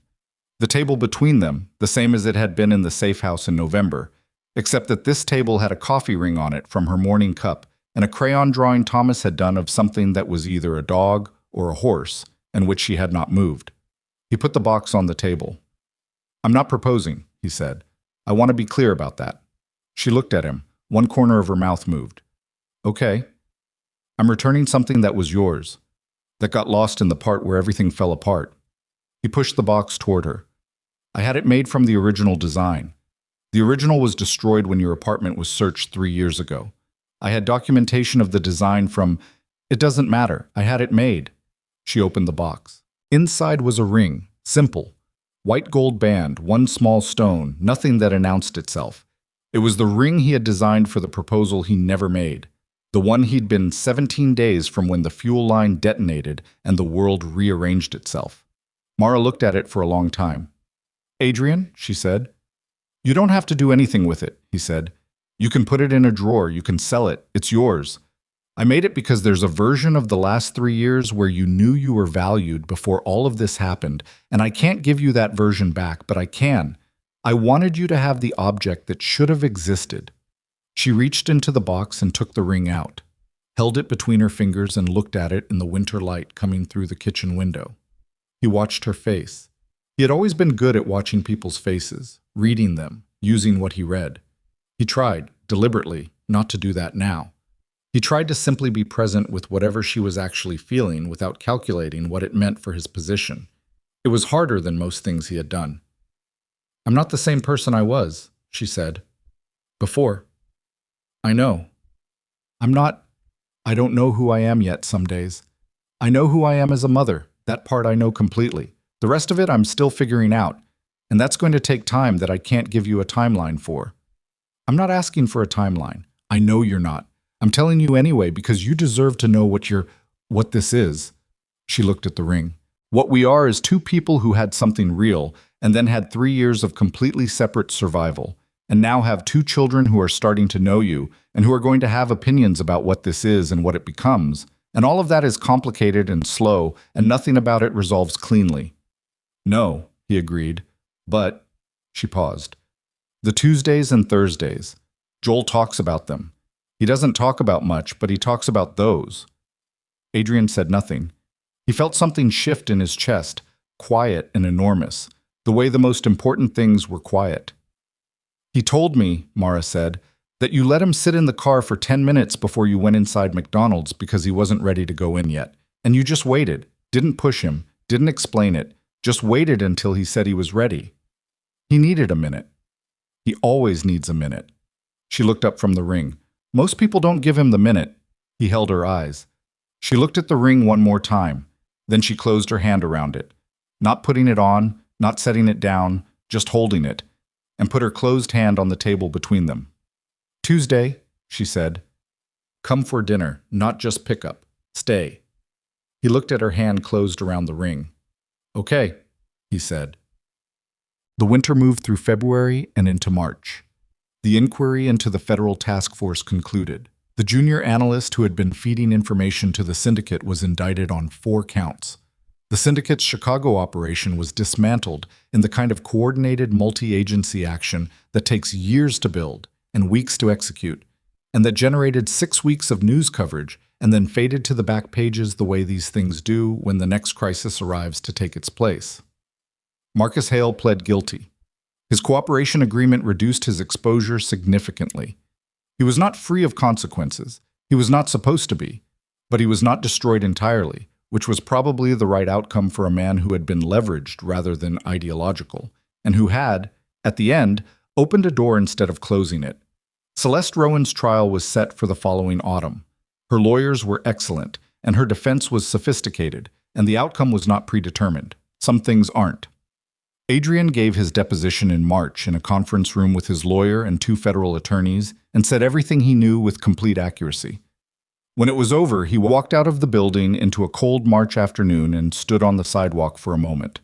The city was loud and indifferent around him. It had always been loud and indifferent. That was its nature. It didn't know who he was or who he'd been or what he'd given up, and it was not going to tell him he'd done the right thing, and he was not looking to be told. He put his hands in his jacket pockets. He walked to his car. He drove 40 minutes north. In May, on a Saturday that had been warm enough to be outside, Adrian was in Mara's backyard with the boys. Joel had found a beetle on the back step and was crouched over it with the intense concentration he brought to everything he decided was worth his attention.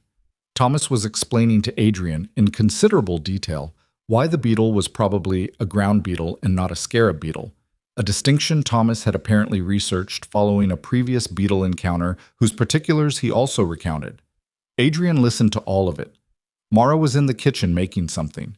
He could see her through the window, not watching them, not performing the casual glance, just present in the same space, doing a separate thing. The window was cracked open and he could hear kitchen sounds, a spoon against a pot, water running. After a while, Joel looked up from the beetle and looked at Adrian with those eyes that had his bone structure and Mara's watchfulness, and 3 years of a specific kind of childhood that had made him careful with his trust. "Are you going to stay?" Joel said. No preamble, no softening. Adrian looked at him. "I'm working on it." Joel looked at him for a long moment. He had his brother's habit of the 4-second assessment. Except where Thomas delivered a verdict, Joel withheld one. He simply looked. Then he returned to the beetle. "Okay," Joel said. Thomas said, "I told you he'd say that." Joel didn't answer. Adrian sat with them in the afternoon light and watched a beetle cross a patch of dirt and listened to a child explain the taxonomy of insects and breathed in the smell of late spring and whatever Mara was making in the kitchen. And the city was 40 minutes away, and his empire was gone, and somewhere a court date was marked on a calendar with Celeste's name on it. And somewhere Marcus Hale was building a smaller and more constrained life. And somewhere 2 federal attorneys were preparing a case that had his name in every third paragraph. All of that was true. Also true, the window was cracked open. The kitchen sounds were real. Thomas was still talking. Joel had not moved away. He had spent 20 years building something enormous out of fear and money and the will to never be the one who lost. He had built it carefully, and he had lost it deliberately, and the losing of it had cost him exactly as much as he'd known it would cost him, and not $1 less. He did not feel like he had lost. He did not feel, if he was being precise about it, like he had won anything either. He felt like a person sitting in a yard in May with 2 boys he had not known existed 6 months ago, waiting for a woman he had loved and failed and found to call them in for dinner. It was not resolution. It was not the clean ending that the version of himself from 3 years ago would have recognized as sufficient. It was something smaller and more durable than resolution. The ordinary, ongoing, imperfect work of a man trying to become someone worth the trust of the people in front of him. Mara opened the back door. "Dinner," she said. Joel picked up the beetle very carefully and set it in the grass away from the step. Thomas was already moving toward the door. Adrian stood. Mara looked at him across the yard. It was the look she'd given him in the facility, in the river property, in her kitchen with the ring in her hand. The look that wasn't forgiveness as a ceremony but as something quieter and more ongoing, the daily decision to keep the door open rather than closed. He held her eyes. She held his. Then she held the door open, and he crossed the yard and walked through it, and she let it close behind them both. Adrian had not expected the sound of dinner, not the concept of it. He had understood, in the abstract, that he was staying for a meal, that Mara had said stay, and he had said okay, and the exchange had been real. What he had not anticipated was the specific sensory texture of it, the sound of 2 children arguing about who got the blue plate versus the green plate, a dispute with the passionate intensity of an argument whose actual stakes are incomprehensible to any adult, but which is, to the participants, completely serious. The smell of whatever Mara had been making, which turned out to be a chicken stew with something in it that he couldn't identify, but that was good in the particular way of food that had been made with attention rather than urgency. The sound of a chair scraping across a tile floor. The particular silence of Joel eating, which was different from the silence of Joel not eating. A focused, interior silence. The silence of someone who has directed all their available processing power toward a single task. He sat at the table and ate and said almost nothing, and Mara said almost nothing, and the boys talked enough for all of them. After dinner, Thomas wanted to show him something on a tablet, a documentary about deep-sea fish, which Thomas had opinions about, and which he had apparently been watching in segments for the preceding 2 weeks. Adrian sat on the couch and watched 11 minutes of deep-sea fish footage, with Thomas's running commentary and Joel's occasional correction of specific facts, and felt something so unfamiliar that it took him several minutes to identify it. He was not ready for anything. He was not preparing for the next thing. He was not running a calculation or maintaining a position or managing a room. He was just there. It was uncomfortable in the specific way that very simple things are uncomfortable when you have spent 20 years making yourself incapable of them. He stayed until 8:30, which was when bedtime became a relevant consideration. He stood in the kitchen with Mara while the boys did the begrudging, negotiated, repeatedly extended process of actually going to bed, which involved 2 requests for water. One request for a specific book that turned out to be exactly where it was supposed to be, and Thomas informing the household at large that the deep-sea fish documentary had 3 more parts, and he intended to watch them. Mara said goodnight to each of them and closed the door and came back to the kitchen. She poured 2 cups of coffee. She put one in front of him and stood on the other side of the counter with hers, and they were quiet for a moment in the way that the end of an evening is quiet after children go to sleep. The particular acoustic shift, the house settling into a different register. "Thomas is going to watch all 3 remaining parts of that documentary by Tuesday," Adrian said. "He's going to watch them by tomorrow morning if I don't take the tablet." She drank her coffee. "He found a book about the Mariana Trench last month. I had to set a lights-out time specifically for the Mariana Trench. Joel doesn't share the interest. Joel's interest right now is beetles. Before that it was birds. Before birds, it was clouds." She paused. "He picks one thing, and he goes completely into it until he knows everything there is to know, and then he finds another thing." "How long does each thing last?" 3 to 6 weeks, usually. She thought about it. The clouds lasted 2 months. He was very serious about the clouds. Adrian thought about Joel crouched over the beetle on the back step that afternoon, the absolute stillness of him. He's going to be good at something specific, he said. Yes. Mara looked at her coffee cup. I think so too. The kitchen was warm and the coffee was good, and outside the window the May evening had gone dark and quiet, in the way of small-town evenings that still surprised him, used to the city's permanent ambient noise. I need to tell you something, Mara said. He waited. I've been contacted by a university. An interpretation and translation program. They want a visiting lecturer for the fall semester. It would be 2 days a week, it pays reasonably, and it's work I actually know how to do and want to do. She looked up from her cup. I'm telling you because it changes the Tuesday-Thursday arrangement. The days would need to shift. We can shift them. I wanted to tell you before I accepted, so you weren't... She stopped. Reconsidered the sentence. I'm used to making decisions without running them past anyone. It's a habit that doesn't go away because the circumstances change. I don't need you to run your decisions past me. I know. But the boys' schedule involves you now, and that means... She set her cup down. We're going to have to figure out how to be people who coordinate without it becoming something else. Something else like what? Like you having opinions about my work schedule, or me having opinions about yours. A pause. Or whatever yours becomes. He looked at her. I don't know what mine becomes. I know. I'm not waiting for something to happen. I'm genuinely in the process of figuring out what a legitimate life looks like when you've spent 20 years building an illegitimate one. He wrapped his hands around his coffee cup. My lawyer thinks the regulatory review clears in 3 more months. There are 2 properties that will survive it. One of them is a building on the north side. Commercial, 6 units, fully tenanted. The income is clean. It's enough to operate on while I work out the rest. The rest being, I don't know, something that I built, rather than inherited or constructed around illegality. He paused. I've been talking to a man who runs a workforce development program on the south side. He needs operational help. The program's grown faster than his administrative capacity, and it's starting to affect outcomes. I've been going in on Thursday mornings. Mara looked at him. Not as charity, he said. He's not interested in charity, and neither am I. He needs someone who knows how to run a complex operation, and I need something to run that doesn't require me to be what I was. He paused. It's not resolved. I'm not telling you it's resolved. I'm telling you where I am. She looked at him for a long moment.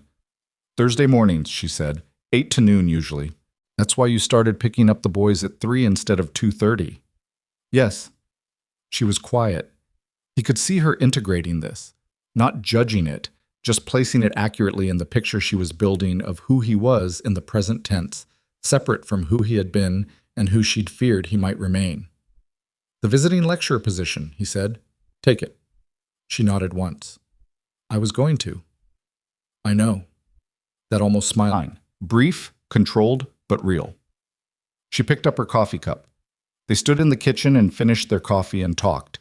Not about the trial, not about the inquiry, not about any of the large structural things that were still unresolved, but about Thomas's documentary and Joel's beetle and the school counselor's assessment and a book Mara had been reading that she described as either brilliant or infuriating depending on which chapter she was in. He listened. He talked when he had something to say and didn't when he didn't, which was the way he had always operated and which Mara had always been one of the few people in his life to read correctly as presence rather than absence. At 9:40, he stood up and put his cup in the sink. She walked him to the door. He stopped on the threshold. Outside was the small porch and the front walk and the dark of a May evening and the 40-minute drive north. Tuesday, she said. Tuesday, he confirmed. He started down the front walk. He heard her behind him, still in the doorway. Adrian? He turned. She was leaning against the doorframe, arms loose at her sides. The light from the hallway was behind her. She looked at him across the front walk with the direct, unperformed look she had given him since the first time she'd looked at him, across a conference table, and asked a lawyer to clarify which clauses she was expected to pretend she hadn't read. The ring, she said. He waited. I put it in the dish on the counter, with my keys. A pause. That's where I put things I need to find again. He looked at her. She went inside. He stood on the front walk for a moment in the dark, with that sentence, and then he walked to his car and drove north through the May evening with the windows down and the air moving through and the city's lights visible on the horizon behind him, receding. June arrived with heat. The boys finished their first full school semester. Thomas received a reading award that he was publicly indifferent to and privately very pleased about.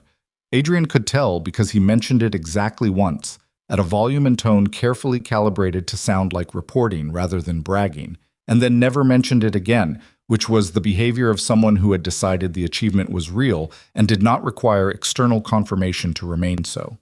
Joel's class had done a unit on ecosystems, and Joel had submitted a project on beetle populations in urban environments that his teacher had apparently found extraordinary and had asked to keep a copy of. Adrian framed the copy. He did not tell Mara he had done this. He kept it at his own house, in the room that had been the study and was now something less defined. A room with books and a desk and one wall that he had not yet decided what to do with. He put the framed project on that wall. On a Saturday in late June, he took the boys for the day. A full day, which was new, an extension of the Tuesday-Thursday arrangement that Mara had proposed with the matter-of-fact practicality of a woman adjusting a logistical framework rather than making an emotional concession, and which Adrian accepted in precisely the same register because that was the language they were speaking, and it was a language he respected. He took them to the Field Museum because Thomas had expressed interest in the Geological Survey exhibits, and Joel had expressed interest in the insect collection, which were conveniently in the same building. He drove them into the city in the morning and navigated the parking with the particular grim efficiency of someone who has lived in Chicago long enough to have opinions about parking structures, and they went inside. The museum was crowded. Saturday, in late June, families everywhere, the ambient sound of children in large spaces, which was different from the ambient sound of children in small spaces in a way Adrian was only now developing the vocabulary for. Thomas immediately found the Geological Survey exhibit and began reading every placard with the focused intent of a researcher rather than a tourist. Joel stopped in front of the first insect display case and did not move for 7 minutes. Adrian stood next to Joel and looked at the insects. The display contained beetles, among other things, glass-mounted, labeled, arranged by taxonomy. Joel looked at each one in sequence, reading the small labels, occasionally leaning closer to examine a specific specimen. He did not perform any of this for Adrian's benefit. He was simply doing the thing he was doing, and Adrian happened to be next to him. After 7 minutes, Joel pointed at a specimen in the lower left corner of the case, a large black beetle, iridescent under the case lighting. Ground beetle, Joel said. Carabidi. Thomas was right about the one in the yard. You looked it up. I looked it up after you left. Joel moved to the next case. Thomas looks things up to tell people. I look things up because I want to know. Adrian followed him to the next case. Is there a difference?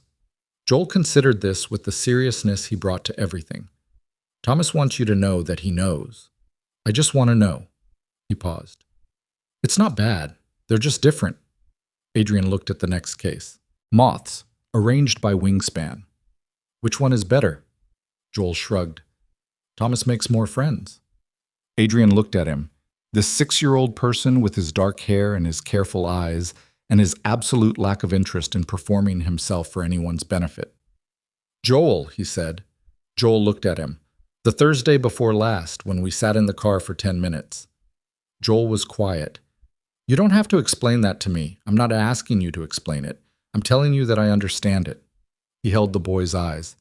I take a long time to go into things too. I always have.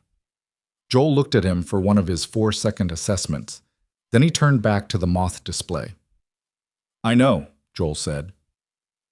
They found Thomas 40 minutes later in the Geological Survey room, arguing politely with a museum docent about the dating methodology for a specific rock formation.